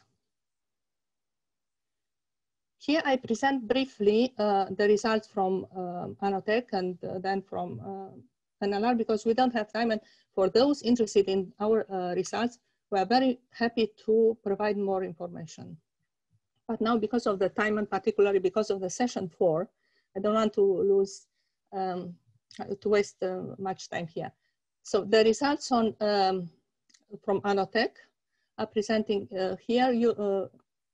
The model used was Sondeo and Sondeo emissions, and what Anotech was trying to achieve to develop a methodology and use the data for validating the tool. Next, please. Here, you will see the 4 noise abatement departure procedures selected by NLR, trying to assess the choice between different procedures using noise modeling, INM, and for emissions in-house tools. And what Anotech was trying to achieve was to demonstrate the potential of interdependencies. So it was a successful demonstration, but because the task was finished by that time, and as I said previously, Catania Airport was not part of our task, we move forward to another case study that Marcisa will present. So based on these results, we realized, next please, that we have several gaps. And these gaps, why the interdependencies were not in focus? Because the information was very fragmented, because different models and tools and methods and regulations were in different parts dissipated, either in publications or regulations or in reports issued by different bodies, including airports. So we wanted to set up a tool, a noise-based tool, showing the interdependencies potential and bringing this information together. And this is just an idea as part of this task. Again, we didn't have enough time, but hopefully we will develop this in another project with another opportunity. I'm happy to say that the airports that were asked about the usefulness of these tools, they all agree that they need to assess both interdependency trade-offs on noise and emissions, and bringing this information under a toolkit will be extremely useful. Next, please. So what we've learned, we definitely learned that although from the literature review, from our surveys, from the Catania case studies, interdependencies should be considered by an airport, particularly when they have an intervention, to avoid unintended consequences. We also learned that there are competing challenges for the airport regarding environment, both noise and emissions, and talking about emissions, carbon emissions or air quality related emissions, but still interdependencies are not in focus. So the remaining questions is, how can we move this agenda further to assess better the gaps and the barriers to implement the interdependencies and develop it like a tool, useful tool to be used by airports? So the answer was that we need to engage with end users. We only started with Catania, and then we moved on with Cluj Airport. Next, please. So my colleague from Comoti, Narcisa, will present the results from Cluj International Airports, where we use a different set of data. Because for instance, airlines, not only airports, they're also interested in interdependencies. But unless they have information and there is a task clearly defined, the airports will implement the interventions, and then they will realize that they have to face unintended consequences. I think I will invite Narcisa now, and then I'm happy to have a 10 minutes discussion before the session 4. Thank you. Thank you very much, and good afternoon. I will follow the agenda on interdependencies and present another case study, which is helping ANIMA partners to understand more the challenges of interdependencies. My name is Narcisa Burtea from the Romanian Research and Development Institute for Gas Turbines, Comoti, and I will present today a study performed by some of my colleagues by using airline data in collaboration with Cluj Airport and Blue Air Airline on noise and emissions interdependencies within an airport context. The presentation will start with a short introduction of the airport and the aim of the study, followed by the input data that was used to perform this analysis. Further slides will detail the results and will end with preliminary conclusions of this investigation. The challenges during this study will also be explained. So in this slide, as I have previously mentioned, the study was carried out in close collaboration with Cluj Airport and Blue Air. Blue Air is a Romanian airline that has regular flights to various European airports, Cluj Airport included. The airport is located close to the Cluj-Napoca city in Romania and is the second busiest airport in this country, having almost 3 million passengers in 2019. Performing such a study was of interest to both Blue Air, the airline, and Cluj Airport from different points of view. In light with the 100 climate neutral cities by 2030, the airport wants to develop and maintain a good relationship with communities from its proximity in order to contribute together to the development of such initiative in the area. Since the main environmental concerns at this rapidly growing airport are noise emissions and air quality, it was considered that a good starting point would be to perform a study on interdependencies to understand where the challenges are and how to balance them. On the next slide, thank you. According to Blue Air, the noise abatement departure procedures have started to be used as part of their involvement towards reducing the noise exposure of the residents from the proximity of airports. For this, two types of noise abatement procedures were used, which were proposed by ICAO under Balanced Approach to Aircraft Noise Management. By using different types of procedures, it was already known that the fuel consumption was different from one procedure to another. However, an understanding of their difference in terms of emissions and their quality, as well as an understanding in terms of real noise variation, were missing. For this, a study was initiated to understand the role of interdependencies within an airport context through the use of airline data. The main objective of the airline data analysis is to investigate if the initial purpose of reducing noise and emissions by using specific operational procedures will be confirmed by the results of this study. Next slide, please. Some of the specifications necessary for this study were based on the information available in the Romanian Aeronautical Information Publication, the AAP. The instructions given for the implementation of NADP1 and NADP2 are quite recent in Romania, becoming mandatory only for some airports at the moment. As anyone can see on this slide, Cluj Airport is one of the airports for which the use of NADP1 has become mandatory for departures on runway 25, this runway being also the one used within this study. On the next slide, we can see most input data which was used for performing this study, which was provided by Blue Air. Two data sets were received for flights in February and July 2020, with information such as the phase of the flight, the runway news, the flight level, latitude and longitude, and fuel consumption. These information were provided for the same type of aircraft, having the same engine and maximum takeoff weight. Further, the data was reduced to having 10 NADP procedures on runway 25, which is the one required by the AAP, as I previously said, choosing 5 NADP1 procedures from the data set in February and 5 NADP2 procedures from July. The new set of 10 procedures can be seen in the left picture, which were further superimposed into one single representation of NADP1 in blue and one for NADP2 in red, as it is shown in the picture on the right. On the next slide, we can see the noise contours, which were computed through the use of L-day indicator, therefore for a 12 hours interval. The study started with the development of a geographic information system map, and the population was distributed uniformly due to the unavailability of precise data.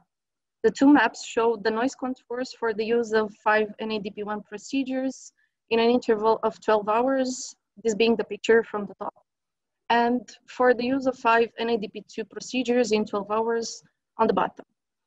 As it can be easily observed, there are no major visible differences in terms of noise contours from the use of one procedure or another. But on the next slide, we can see that the interesting part is when the analysis goes into further details and shows the number of people exposed to certain levels of noise. This representation shows the number of people exposed to noise levels defined by the noise contours. And here one can easily observe on the right side that NADP2, which is in orange, exposes more people to higher levels of noise than NADP1. Further, the next slide. The fuel consumption data was analyzed to investigate the quantity of emissions produced through the use of the two procedures. In the case of NADP1, the resulted quantity of CO2 emission up to 3,000 feet is higher than in the case of NADP2. And the 3,000 feet limit was chosen in order to follow the provisions from the AAP for the NADP procedures. An additional analysis has shown that nitrogen oxides and carbon monoxide atmospheric pollutants have higher values in the case of NADP2. Therefore, the study continued with the understanding of their contribution. And on the next slide, we will see that the first step was to investigate the carbon monoxide, for which the emission at the level of residents from Cluj-Napoca city was developed on the left side, and the dispersion of pollution at the level of the airport on the right side for both NADP1 and NADP2 procedures. In the next slide, we can see the results showing the number of people exposed to carbon monoxide from the use of either NADP1 in blue or NADP2 in orange at different particle concentrations measured in nanograms per cubic meter. As anyone can see on this chart, on the right side, we have the higher concentrations of carbon monoxide, which show that NADP2 exposes more people to higher particle concentrations than NADP1. Next, the same analysis was performed to determine the nitrogen oxides emission at the level of residents from the city Cluj-Napoca, which can be seen on the left side, with a dispersion of pollution at the airport level on the right side for both NADP1, the case from the top, and NADP2, the case from the bottom. The next slide, similarly to the carbon monoxide slide with results, the outcomes from the nitrogen oxides analysis are shown in terms of number of people exposed to different concentrations. In the present case, NADP2 is showing a higher number of people exposed to higher concentration levels, where the concentration is expressed in micrograms per cubic meter. Next slide, please. These procedures were set up by the airline, and their most preferred one was NADP2 for saving fuel. This study has confirmed this assumption and raised awareness at the same time about existing penalties on emissions and atmospheric pollution through the use of dedicated software for developing the noise contours and dispersion maps. One of the most important conclusions resulting from this study is that in order to better understand the interdependencies problem and to properly investigate the trade-off options between noise emissions and other environmental issues, more in-depth research is needed to account for additional criteria, some being listed in the honeycombs on this slide. Even so, additional variables may also contribute to the implementation of trade-off strategies. For example, the available training for traffic controllers and pilots for such procedures, aircraft performance, incompatible land use planning, and so on. This interdependency study was performed in partnership with Cluj Airport and Blue Air. Through the use of airline data, this investigation was set for supporting airlines to refine their procedures for noise abatement, while providing preliminary information to potential future airport policies for environmental management through the consideration of interdependencies. Next slide, please. I would like to thank you for your attention, and I look forward to questions if there are any. So thank you very much. Thank you, Narcisa. Yes, we have two questions. So one is, what can be done to consider interdependencies more in focus by the airports? So personally, from our experience, I think that we need to consider end users from the start when we design the proposal. Because what we've done in ANIMA, we had the task, and then when we realized the gaps, we considered data from the airports, and then we had to approach them, and we wasted some time. So the best approach is to involve end users from the start, particularly that we need to understand the interventions that they will adopt, or what are the pressures that they want to, and why they want to consider interdependencies, and what will be the benefit of interdependencies. Anything that you want to add to this? Well, basically, this is it. So our lesson learned is to engage end users, and that's why you have session 4 with end users. Another question is about the Green Deal and the mentioning of noise and emissions trade-offs. So what exactly will be the involvement of interdependencies here? I may invite European Commission to answer. My understanding is that we need to consider tools here. but we'll have the Green Deal call presented in the next session. So will anyone from European Commission answer to this, please? Okay, so we wait for session 4, but indeed in the green airports, in the Green Deal call, we have a topic on cross-cutting, and noise and emission trade-offs is considered there. But in the green airport approach, we also have transport, which may also, transport from the city to the airport may also involve interdependencies. So we have to see if we involve interdependencies, noise and emission trade-offs only at the airport level or together in different demonstrators. But definitely we have to consider both noise and emissions. So this Green Deal call is also tackling the aspects of noise. May I come up with a comment? Please. It's not a question, it's just a comment. Hello everyone, I'm Claudia Vester from Iași Airport. Regarding the session 3 with the best practices portal and the public tool set and the professionals tool set and your session with the noise interdependencies and your point of view, you have to involve end user. Well, I'm an end user, and 3 years ago when you were talking about novel approaches, I didn't figure much what means, but today I saw the best practices and the tool set are novel approaches, and we are, as starting journey airports, we are able to design an eligible, a feasible action plan for noise mitigation. And I want to congratulate all my colleagues which work on all these approaches.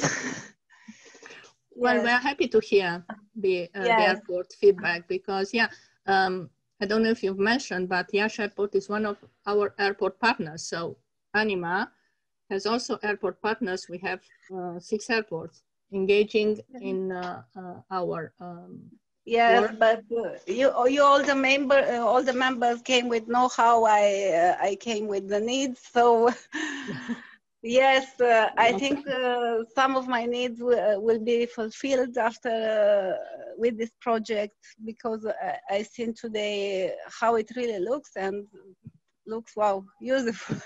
Thank you. And our lesson learned is that we need to engage more airport partners. Another question, please. Thank you. I think that it might be the time to go to the next session. Okay, so thank you for those interested in interdependency sessions. We're happy to share more insight and from our studies and the outcome. The next section is very, very important one because it's the airport voice session. Yes, thank you, Delia and Narcisa, and we're moving to the next session, and the session will be chaired by Narcisa. So the floor is back to you. Thank you very much. We will start with the presentation, having as a first speaker Mrs. Ana Maria Crețu, which is the Chief of Investment at Cluj Airport. And I would like to thank you, Ana, for being here, and feel free to start your presentation when you're ready. Thank you. Good afternoon. I'm Diplomat Engineer Ana Maria Crețu, Chief of Investment Office at Cluj Avrameancu International Airport, like Narcisa said. And my presentation will show how important it is to consider infrastructure in the decarbonisation plan and to link the airport to an intermodal hub, tools serving better the city and the region. Despite the COVID-19, I would like to tell from the start, we are planning developments and our involvements in research and innovation is going on, as we are a rapidly growing airport, as you will see in the following slides. These slides present some arguments from Cluj-Napoca to be considered an airport city. We are the main airport in Transylvania with a catchment area of 4 million people, and the city has already considered innovation in different fields, including robotics and logistics. Next slide, please. You will see here some basic information about Cluj Airport. It's the first regional airport in Romania, serving almost 3 million passengers in 2019. Sorry, 42 scheduled destinations to 19 countries from Europe and the Middle East. 12 charter flights to the most popular travel destination. We also have a modern infrastructure in place in the last 10 years, as you can see on the slide. Next, please. Here you can see some key historical dates, starting with the first flight in 1917, continuing with the foundation of Cluj Civil Airport in 1932, and continuing with major milestones in the developments of our airport. The most important oaths are from 2007 up to present days. Romania has joined the European Union in 2007, and the interest is using Cluj Airport has growing since that year, as you will see in the following slides. Next. These slides show the passenger growth from 1996 to up to 2019. Please look at the last 6 years, which show a steady growth. Next. The slides shows the movement evolution with a slow reduction in 2018. Next. The airport activity is strongly linked to the economic aspects of Cluj-Napoca city.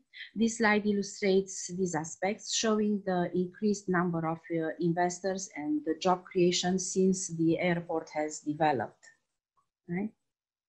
These slides show the existing infrastructure with a renewal process that started some time ago. You will notice an extension of the runway to achieve a length of 2040 meters, a process that was not easy, particularly that we have a river cross to the airport, and the process of the runway extension involved the work on the river banks as well. Next. Here you may see information on the current airport capacity, both for departure and arrival terminals. Due to the traffic growth, we are planning the construction of a new green terminal, for which the energy efficiency and the use of renewable energy aspects will have priority. Next. The aspects of strategic decision and investment will include the modernization of aircraft aprons area and of the departure terminal. At present, we are considering funding from the structural funds investment. I would like to stress that any development and investment will consider the aspects of decarbonization, starting from the design, material use, operational aspects, etc. The airport has started the procedure to obtain the level 1 of the airport carbon accreditation program. Some aspects of decarbonization are in place, like handling companies having electric equipment in place and using LED system for airport infrastructure and buildings. Next. The level 1 of the airport carbon accreditation program involves some challenges as illustrated on the slide, including public awareness and financing. Here we are following the ACI process, including working with an accrediting consultant to validate the airport collected data and assist the accreditation process. Next. Talking about the environmental challenges, noise management is the first important one. We have followed the national legislation regarding the required noise mapping and the action plan. Regarding to the noise monitoring aspects, we have an agreement signed with COMOTI, a research institute working on aviation research and technology, And we are considering the complaints aspect as well, identifying some opportunities to engage with community. Here, ANIMA project is very helpful, as you can see on the next slide. The study on quality of life is part of the ANIMA work, and we value the opportunity of using Cluj Airport as an exemplification case study. Thus we understand the two different approaches from the airport perspective and the community one, but most importantly, we have information on the quality of life indicators that can be positively influenced by the airport. This study is currently ongoing. Next. This slide is very important as it shows the proposed infrastructures during 2018-2030. As you may see, it involves work in 3 phases identified by different colors. So you may see which part of the infrastructure is engaged per phase. An important aspect considering a new terminal aiming to be a green one, thus contributing to the airport decarbonization aspects from the start. In short, we are very interested in projects involving new green terminals at European airports. A very important aspect in the airport developments and the city as well is the planned intermodal hub, air, rail, roads. As you can see in this slide, the low carbon integrated mobility will involve freight lorries and direct connection to the railway, which is located near the airport. A modern transport infrastructure will be designed and be implemented together with major representatives from the transport sectors involved. Intelligent mobility and low carbon transport, including green logistics, will be also considered. Next. Cluj-Napoca Airport is a city airport combining investments in transport and airside infrastructure with innovation and that lead to a carbon neutral airport. The city is already a smart city and has been shortlisted in the European Capital of Innovation contest based on the existing innovation park. The ambition towards zero carbon is a jointly journey, airport and the city, and we are working hard to achieve this milestone. Before I end, I would like to invite the European colleagues interested in the decarbonization airport agenda to get in touch with us. Learning by doing is a very useful exercise to everybody. Thank you for your attention. Thank you very much, Ana Maria, for this interesting presentation. We will further continue with Olena Konovalova, which is a PhD and Associate Professor at National Aviation University from Ukraine, representing today the Ukrainian airports. Thank you for being here today with us, and we look forward to listening to your presentation. Thank you very much, Narcisa. I will present today the voice of Ukrainian airports with the focus on noise challenge. Selected airports for this case study are Kyiv, Boryspil, Odessa, and Zaporizhia. The air transportation system of Ukraine is a powerful system. We have 16 airports. 2 of them, Kyiv, Boryspil, and Lviv, are state-owned enterprises. 4 airports are community property enterprises, and the rest are municipal airports. The total amount of aircraft movements in 2019 reached 205,000 movements. It should be noted that today about 98% of total traffic is concentrated in 7 leading airports. They are highlighted in blue on this slide, on this map, and they are Kyiv, Boryspil, Kharkiv, Odessa, Zaporizhia, Lviv, Dnipro, and Zaporizhia. Let us analyze trends in passenger traffic and growth in passenger and aircraft movements traffic during the last 5 years. It should be noted that we see the steadily growth in number of aircraft movements, passenger traffic, air, mail and cargo compared to previous years. In 2019, the total amount of passengers served by Ukrainian airports amounted to 24 million people, compared to 2018, when all Ukrainian airports served 20 million passengers. This figure is 18% higher. Even some airports showed negative dynamic. These airports are shown in red on this map, but it was due to the close of the runway for reconstruction.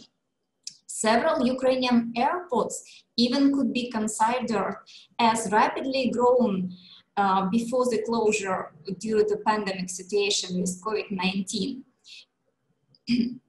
For example, they are Kyiv, Borispol, Kharkiv, Odessa, Dnipro, and Zaporizhia, with more than 20% of growth compared to previous years.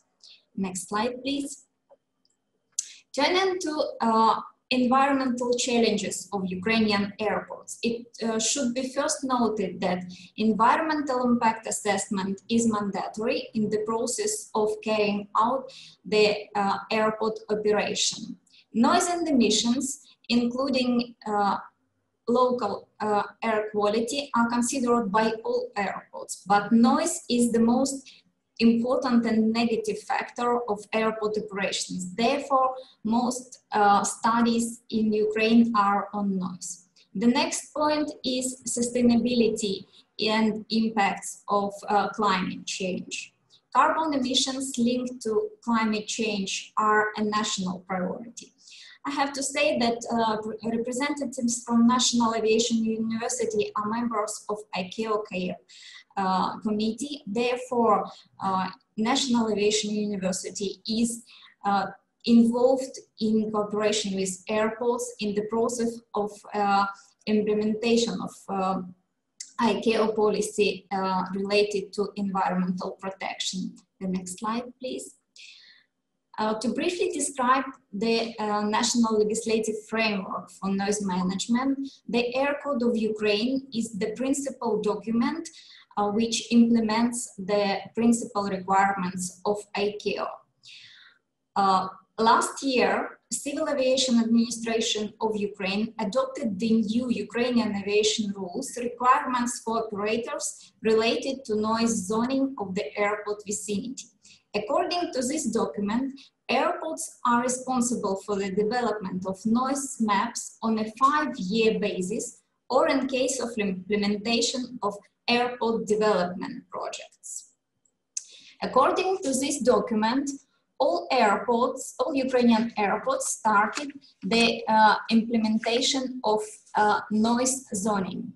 On the next slide, you see that noise maps in Ukraine are implemented under the requirements of noise protection zones. If we analyze the implementation of European Union legislation, I have to say that environmental noise directive is still not implemented in Ukrainian legal system, and this means that strategic noise maps and noise action plans are still absent for all major Ukrainian airports. Actually, we have only one airport which satisfies the requirements of AND directive. It is Borispol International Airport, which has more than 50,000 movements per year. Could you please return the previous slide? However, I have to say that several Ukrainian airports can be considered as city airports. Like, for example, this Kyiv Zhylyane airport presented on this picture, because they are completely surrounded by urban agglomerations and they must be assessed according to requirements of European Noise Directive. Well, the first airport selected for this presentation is Kyiv Borispol Airport. The next slide, please, which is the largest airport in Ukraine. It has 2 runways and is located 16 kilometers far from Kyiv, but very close to Borispol town. You can see on the picture on the top of the airport and runway, first runway. Both indicators for this airport, I mean annual passenger traffic and number of aircraft movements, are steadily increasing since 2015, which means that this airport has the potential to growth before the closure due to pandemic situation with COVID-19. On the next slide, the noise protection zones for Borispol International Airport are presented. Different colors indicate normative values of LIQ to the left for daytime and to the right for nighttime. We have 4 different noise protection zones with different requirements for permission for construction within these zones and for sound insulation of buildings with noise sensitive activities. You can see that noise protection zones overlay residential areas. And this kind of issue you can find in many Ukrainian airports, which means that we need the full implementation of ICAO balanced approach, especially the noise protection zones, noise zonings, and land use planning. The second airport which was selected for this presentation is Odessa International Airport.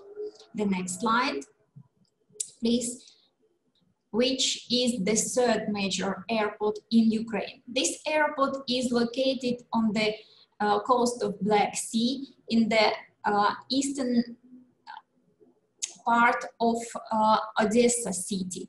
And you can see on the picture how close the residential area is to the runway from both sides of the airport. For this airport, passenger traffic and a number of aircraft movements were steadily increasing since 2014, and this airport can be considered as rapidly growing airport. The noise protection zones for this airport are shown on the next slide. 2 left pictures represent the normative criteria LIQ, equivalent noise level for daytime and nighttime respectively, and to the right for maximum noise levels, which is still the normative criteria for noise zoning in Ukrainian legislation. And the last airport, which is also selected for ANIMA case study and will be presented tomorrow in the frames of ANIMA case studies.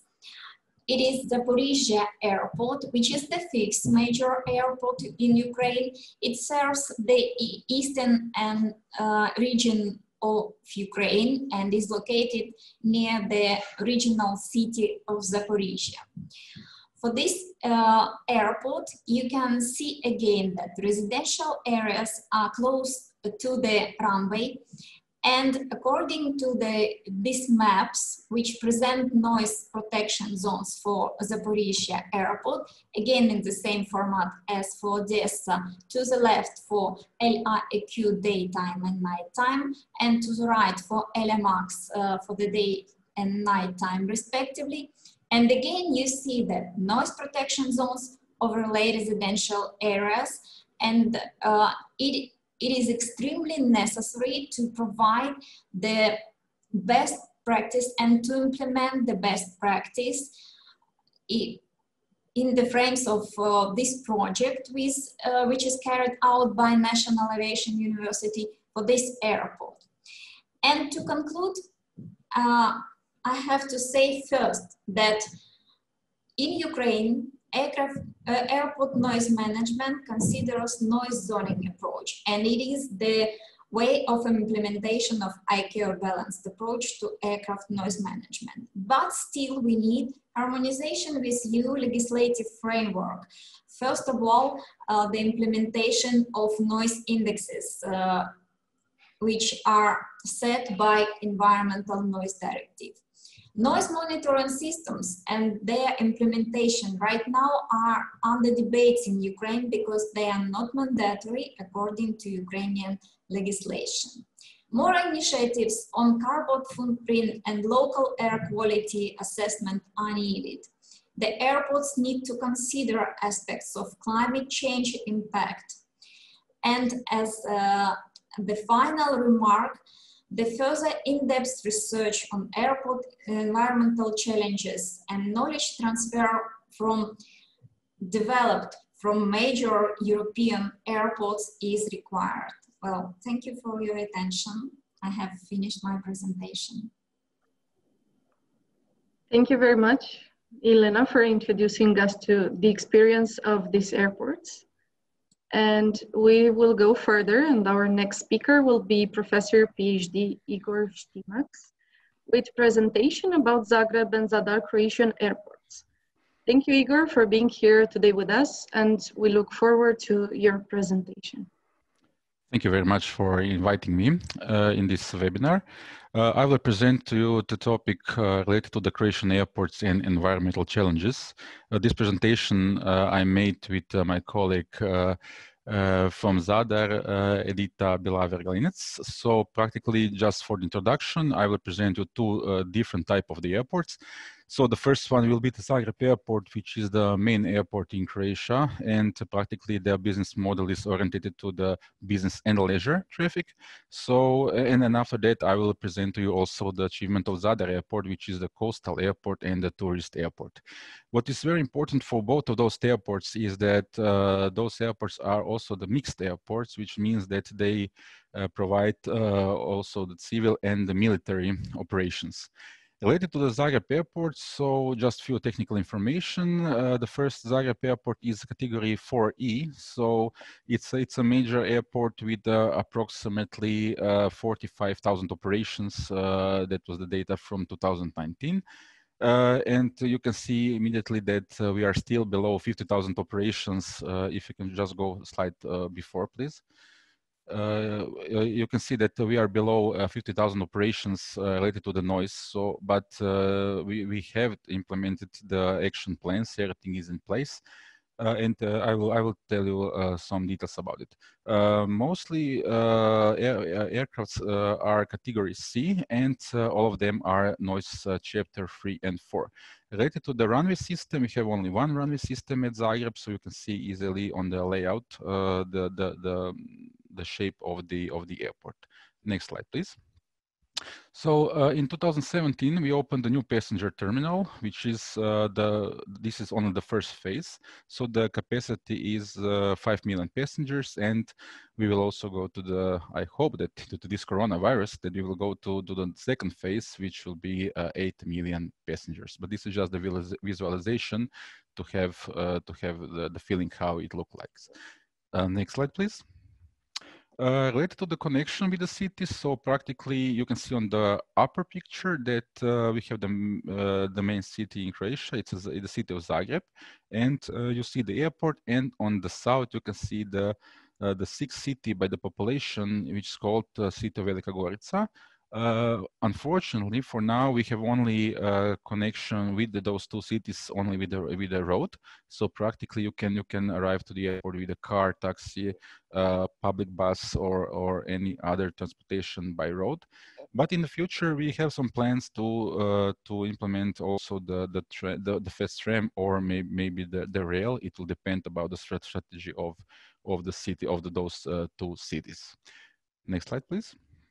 So related to the traffic statistics, as I told you, we have last year we had 45,000 operations, but you can see in the bottom picture that we have also some seasonality influence. So mostly during the summer, our traffic is rising, and during the winter, it's a little bit lower. Next slide.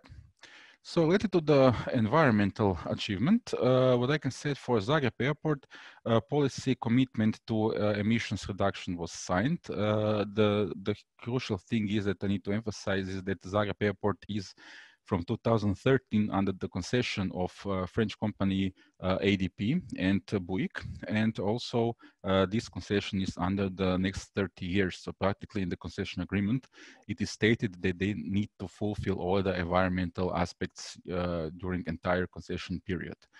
Beside that, I can say honestly proudly that the airport is currently airport carbon accreditation level 2, and everything is ready to apply it to level 3, so the level optimization.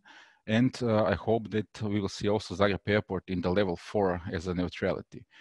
We have a reduction of the CO2 emissions by 26% in the last 5 years. And what I can say that concessionaire is also investing in the changing ground handling equipment. So practically, if they can buy the electrical energy as a power. I would like also to emphasize one thing is that in 2006 we already proactively implement ISO 14001. So we were practically the first airport in the region who implemented this in 2006. And also one good thing is that the construction of the new terminal, we received the LED silver certification. Next slide, please. After that, I can say that currently we are replacing the lights from the halogen to LED. Mostly it will be done on the runway and approach lights. We have also the sun collectors. Mostly we are using it for the hot water production. And also what is very good is that the concessionaire is investing in a training of all the employees, not just the airport employees, but also the other stakeholders employees, in training how to achieve environmental targets. So this is something which is very good, and I think from my point of view it's very proactive from the concessionaire point of view. Next slide, please. And related to the noise, we also were very proactive in 2005, 2006. We bought the Brühl & Kjær equipment, so 4 noise monitoring stations. You can see the yellow dots where the positions are.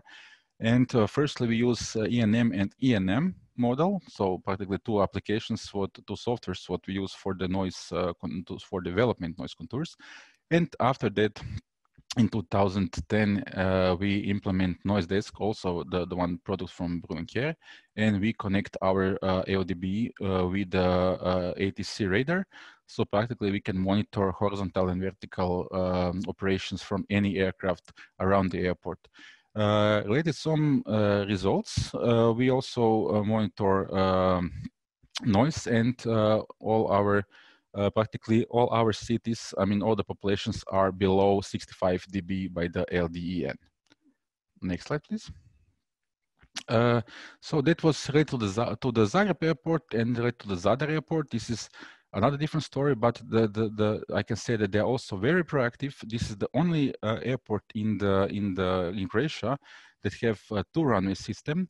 As I told you, it is mostly a tourist airport. It's category 4D, and the aircraft types are similar. Mostly they are category C aircraft, and also noise chapter 3 and 4. Next slide, please. So you can see here the visualization of the airport.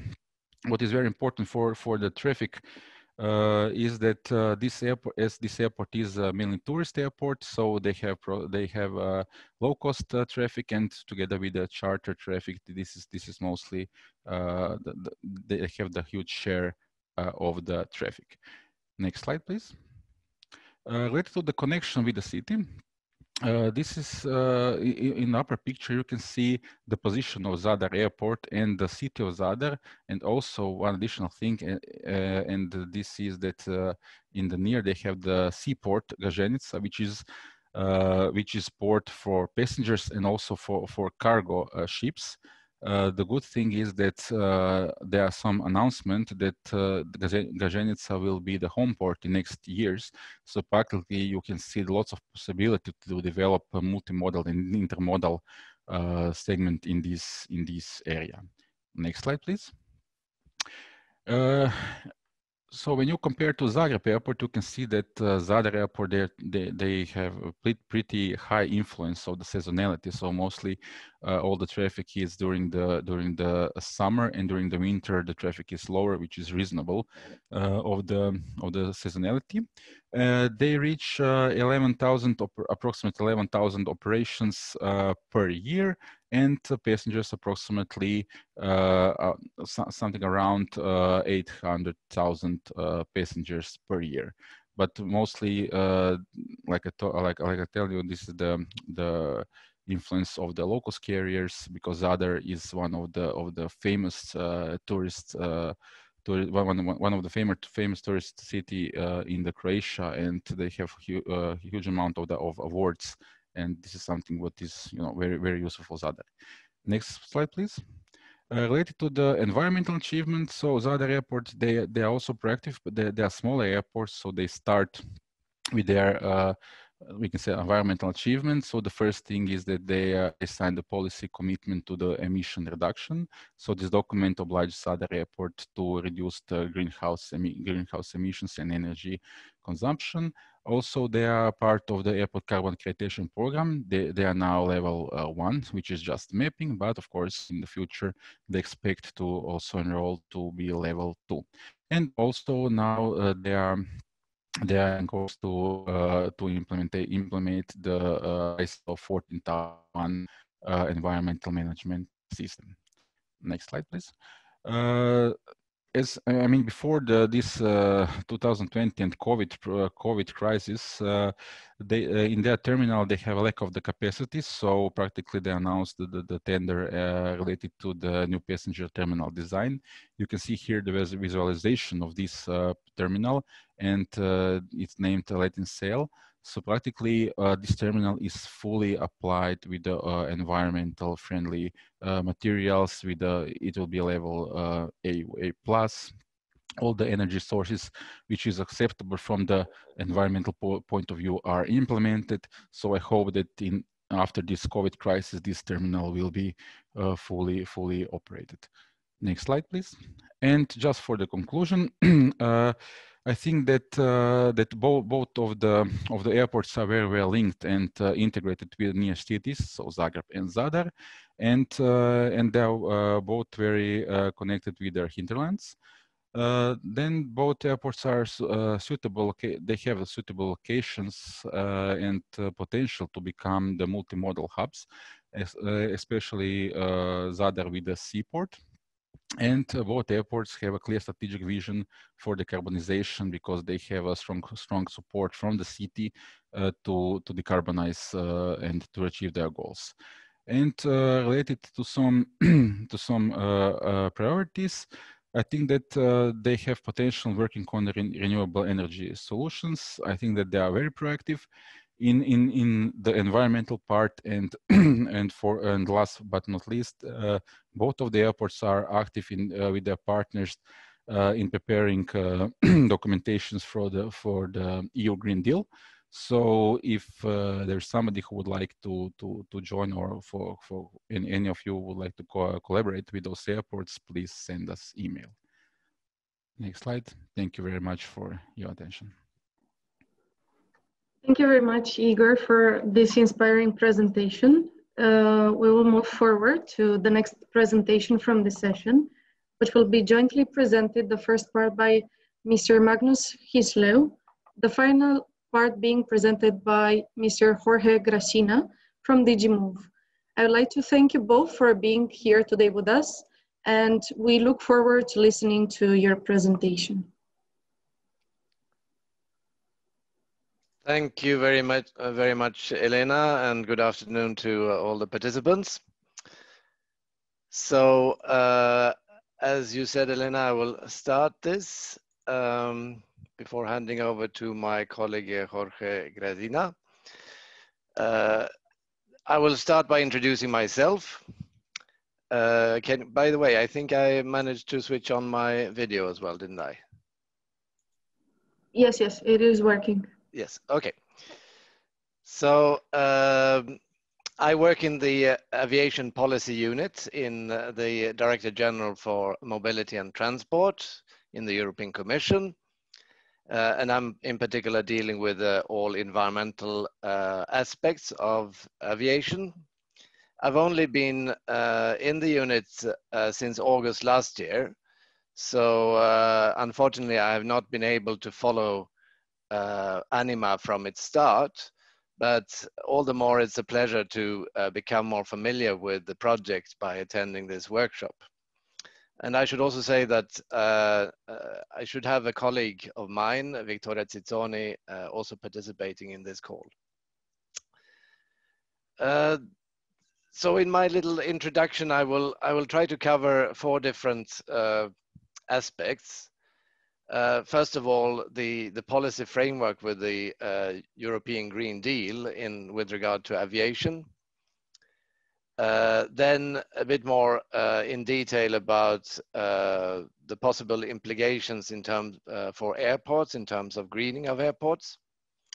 Then also I will touch upon the concept that is central to this project, which is the balanced approach and its regulation on airport noise.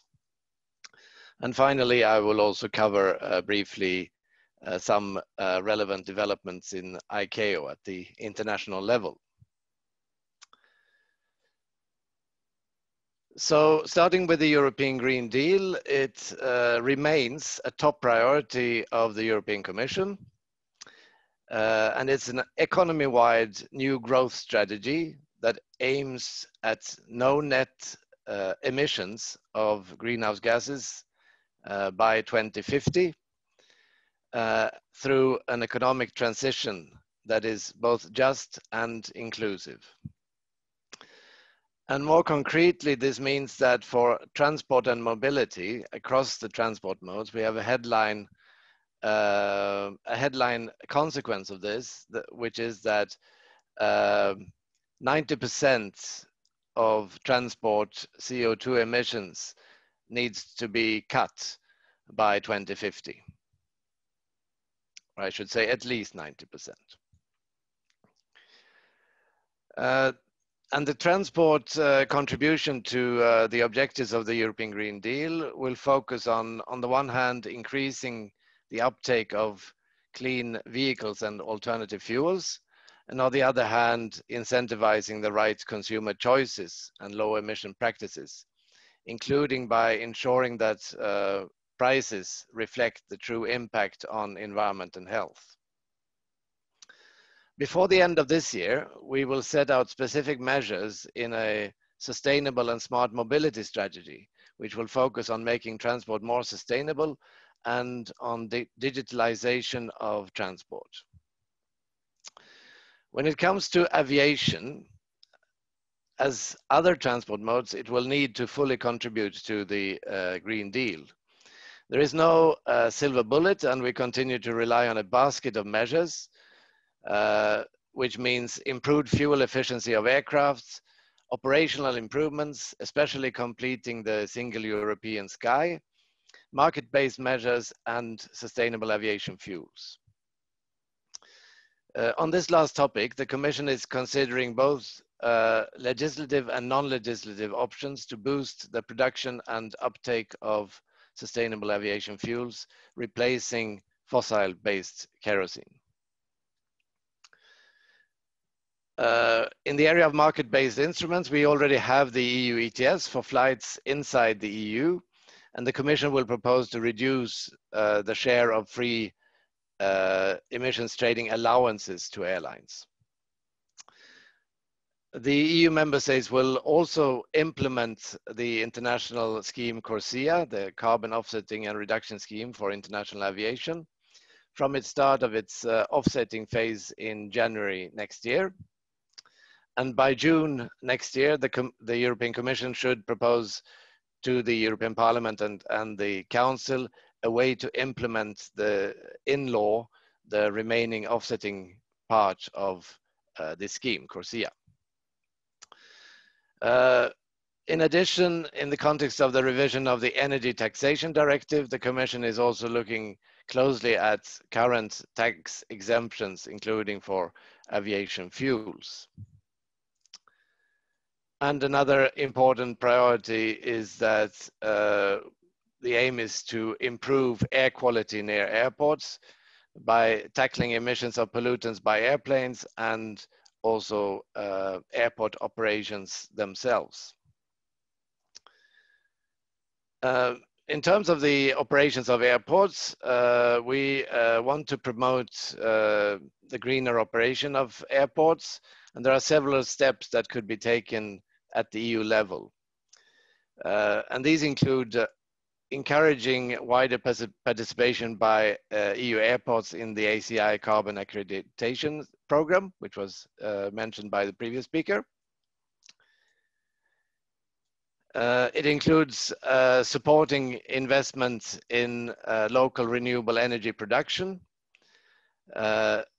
supporting as well greener access to the airports, and possibly requiring green modulation of charges under the Airport Charges Directive. So basically you would have to pay higher airport charges if your operations have a higher impact especially on the local environment. So these and other potential initiatives are being looked into by the European Commission, and we are very interested in hearing from airports and other stakeholders what you think are the most important things that the EU should focus on. It would send the wrong signal if I participate in an ANIMA workshop without also saying a few words about the balanced approach and the implementation of this ICAO concept in EU legislation through Regulation 598/2014. Although the focus of public attention is gradually shifting more and more towards climate change aspects, indeed, the noise aspects remain very important and the legislation still needs to be followed, of course. And this should, as we heard earlier this afternoon, involve both bespoke solutions at individual airports and what the ANIMA project has already started doing, the dissemination of best practices. And it was also mentioned earlier that the need for evaluating the balanced approach was, that there is such a need. And the European Commission actually has a legal obligation in this regard because Article 13 of the regulation requires us to report to the European Parliament and to the EU Council on the application of this regulation in the EU member states, and this should be done no later than in mid-June next year. So we really hope that the work of ANIMA, the ANIMA project, will help us as well to better understand the situation out in the member states in this policy making context that we are working within in the European Commission. Finally, and before I hand over to my colleague, the EU is also very strongly engaged in international cooperation through ICAO. And in this field, I would like to highlight 4 priorities for the EU. The first one would be to make, is to make CORSIA a successful instrument in achieving the medium-term target of ending the growth of CO2 emissions from international aviation. And if needed, this should be then done by supporting offset projects that result in real emission reductions. Another priority is that ICAO in 2022, so only 2 years from now, sets a new long-term goal for reducing the CO2 emissions from international aviation. And this goal should take into account both technological progress and climate science. We also consider it important that ICAO takes further measures to promote the production and uptake of sustainable aviation fuels globally. So not just what we are planning to do here in Europe. And finally, in response to the strong interest on the other side of the Atlantic in reintroducing supersonic air traffic, that it's important that the necessary environment protection safeguards are put in place to prevent unacceptable noise levels near airports. And the principle being that supersonic air transport should not exceed the levels that apply to conventional planes. And I would like to now to hand over to my colleague Jorge Gracina, who will tell you about research opportunities in the field of green airports. Thank you.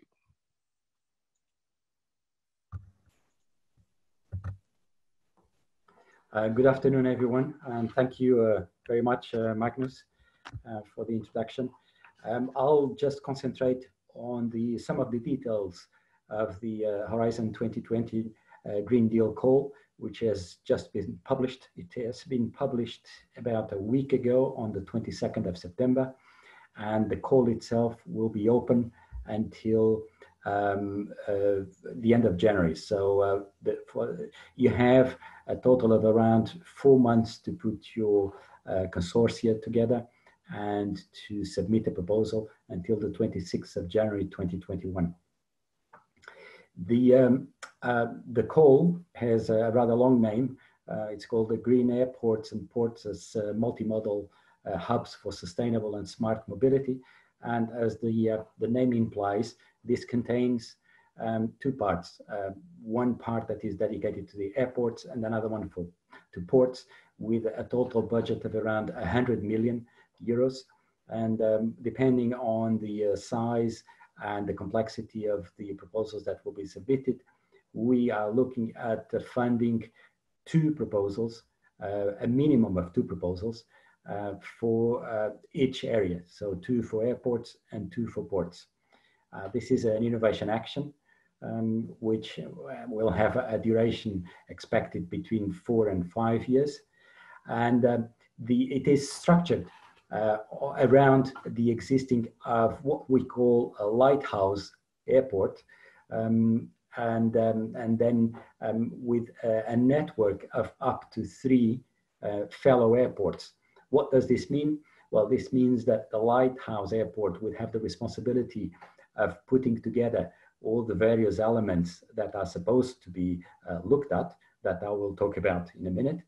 And the fellow airports, being necessarily smaller, would have the role of, at the same time, expressing their needs, which might be specific and different from those of the bigger airport, but also to contribute to the proof of concept, in the sense that whatever is tested in the larger environment of the lighthouse airport would also have to be validated in the specific areas and the specific circumstances of each one of the fellow airports. Do you mind going back to the beginning of the presentation, please, to the first slide, because that contains the areas that I would like to talk about. Thank you. So this is an innovation action, and because we are concentrating on the practical demonstrations at a large scale, what is required here is the use of large scale and real life high TRL, so technology readiness level of level 6 or above, which is defined as having been demonstrated in the relevant environment. So we are not going to go back to lower levels of TRL. We very much focus on this call on the area of the energy production and therefore reduction of emissions, although the aspects linked to noise are not forgotten and they are supposed to be addressed under one of the 4 areas that I'll describe in a minute, namely the cross-cutting area. So the focus here will be to demonstrate the capacity to supply or to produce locally zero emission energy. So in terms of green electricity, green hydrogen, or sustainable aviation fuels. The idea then is to integrate these elements with supply systems, storage and distribution, and power recharging or alternative refueling infrastructure for aircraft and other vehicles. So the aspects that are linked to the operation of the airport are all included. So the air side, the supply of energy to the aircraft themselves, but also the land side and the built area. So the buildings of the airport and the aspects that deal with the passengers on the land side. And so, again, this is a large integration project which aims at the integration of green and smart operations and logistics. And of course, this calls for the use of smart tools for the optimization of passengers or freight traffic flows into and out of the airports, and the connections of the airport to the city, to the closest city, because airports usually are located in the vicinity of cities. So all the aspects that go into the operation of the airport, including the links to the nearby cities, are to be part of this overall demonstration. And also, of course, non-technological framework conditions, such as governance and investment analysis, are also covered as options and aspects to be looked at in the context of the demonstration. Next slide, please. Right. So the targeted impacts will be the accelerated deployment of sustainable energy fuels. Magnus mentioned this, for example, the use of biofuels or green hydrogen, or the local production generation of green electricity in order to supply buildings, but also, for example, ground vehicles that run on electricity. The idea being that the aim is to go for zero emission airport operations and improve their quality by 2030. This covers, as I just said, the emissions of all vehicles that move around in an airport. On the air side, of course, the aircraft. On the land side, the vehicles that are used for normal operation of the airports, but also to move passengers around in case of the use of buses, for example. And then a layer on top of this would be the use of smart tools to integrate the operation of the buildings and the logistics and the intermodal connections in order to make these connections and these interlinks as efficient and as tight as possible in terms of the efficiency and the energy efficiency in this case. And the overall result would be to reduce emissions for cities, which are located, again, close to airports, and improve urban mobility in terms of the efficiency of the links to and from the airport, and of course, resulting in a better integration for airports into the city that is closest to them. Next slide, please. Right, so this is the structure of the call that I just described. And again, you have 4 months to think about this and to draft your proposals and to look for partners that can play all the roles that you consider important in the project. So as I already detailed this, I would move on to the next slide now, please. And the next slide, this was a short presentation. I just wanted to mention something that is not in the slides, which is basically detailed in the text of the call. And in there, you'll see that there are 4 areas that have to be addressed. This is mandatory. So there is the transport dimension, there's the terminal dimension, there's the energy dimension, and then a few cross-cutting elements that also need to be taken into account. If I would recommend that you read the text of the call carefully. It's not very long, but it's as clear as we managed to make it. And out of these 4 areas that you have to cover in a mandatory way, there are options in there, in the sense that depending on the size and the complexity of the demonstrator that you want to put together, you will need to address more or fewer of those areas. I'm not going to go into the detail, but you have plenty of room in order to mix and match what you think is appropriate for your specific case. And this obviously depends on the specific airport that you're going to use as the lighthouse, for example, but also on the fellow airports.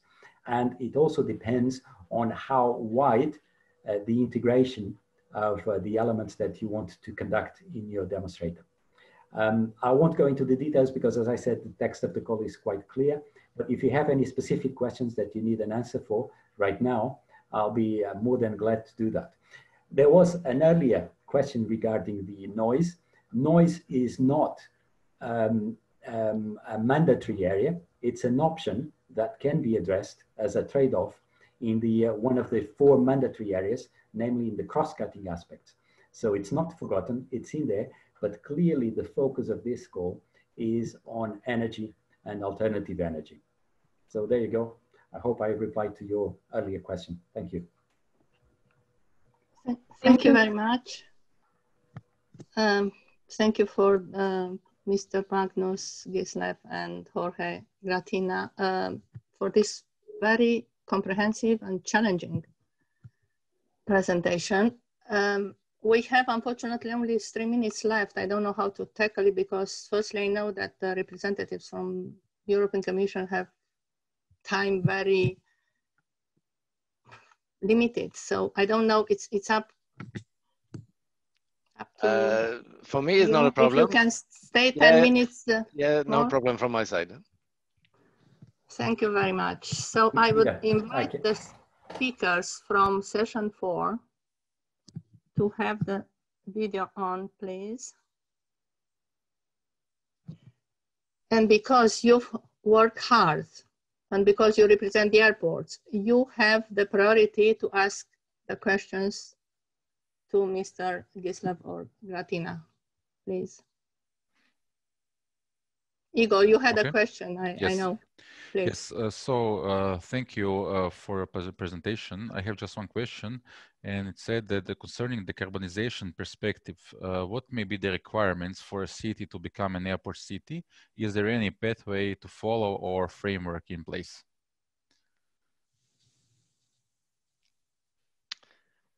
I guess this question is for me. As a matter of fact, there are no requirements for the cities.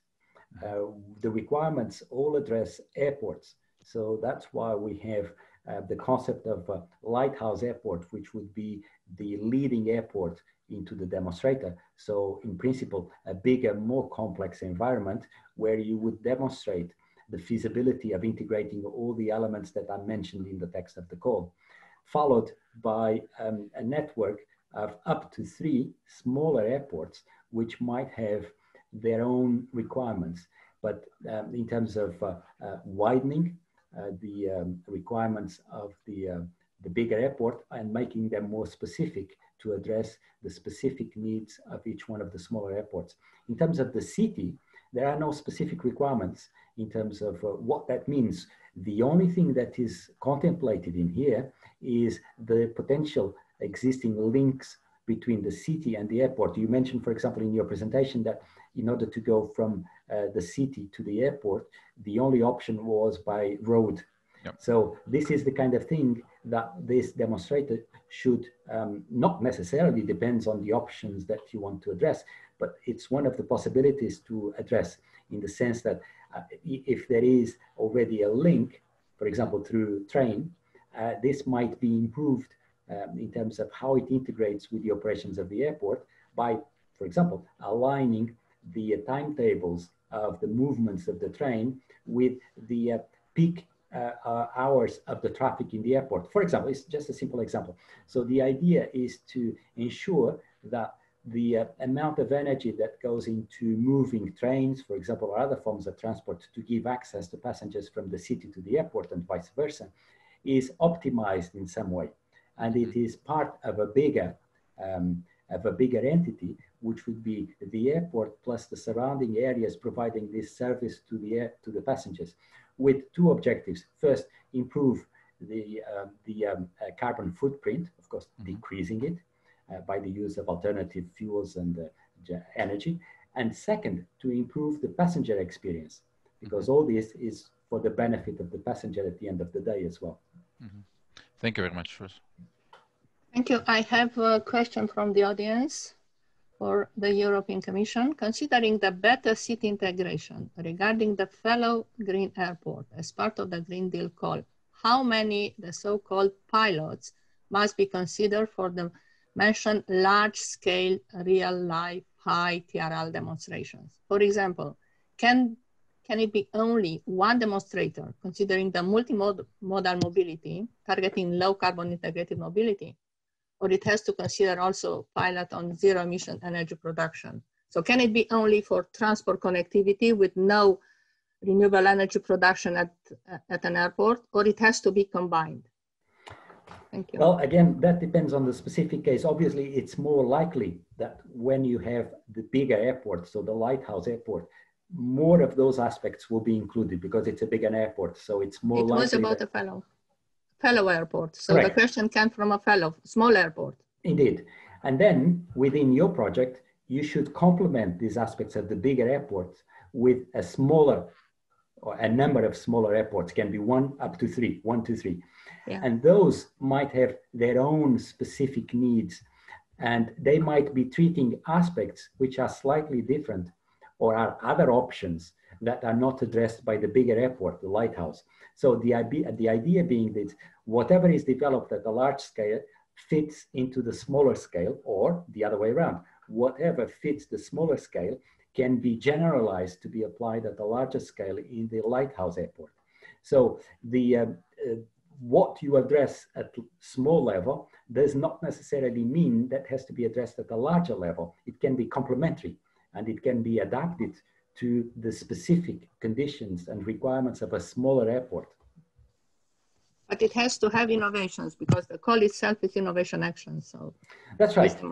Yeah, indeed. But because we are talking about high TRL, we're not going to go and do basic research.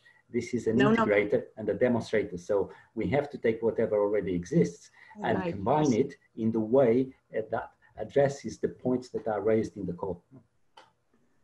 Thank you. I have a question from an airline. What will be their role in this type of call? The role of the airlines. Yes.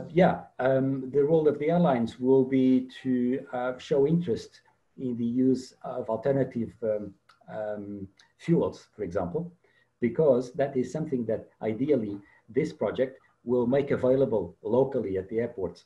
So the role of the airlines will be, one, to somehow encourage the airport to supply that fuel, and two, to use it, basically, because producing or making all these fuel, alternative aviation fuels available, if there are no potential clients to use it, is of absolutely no use. So the role of the airline would be to be that end user of this chain of production and storage and supply.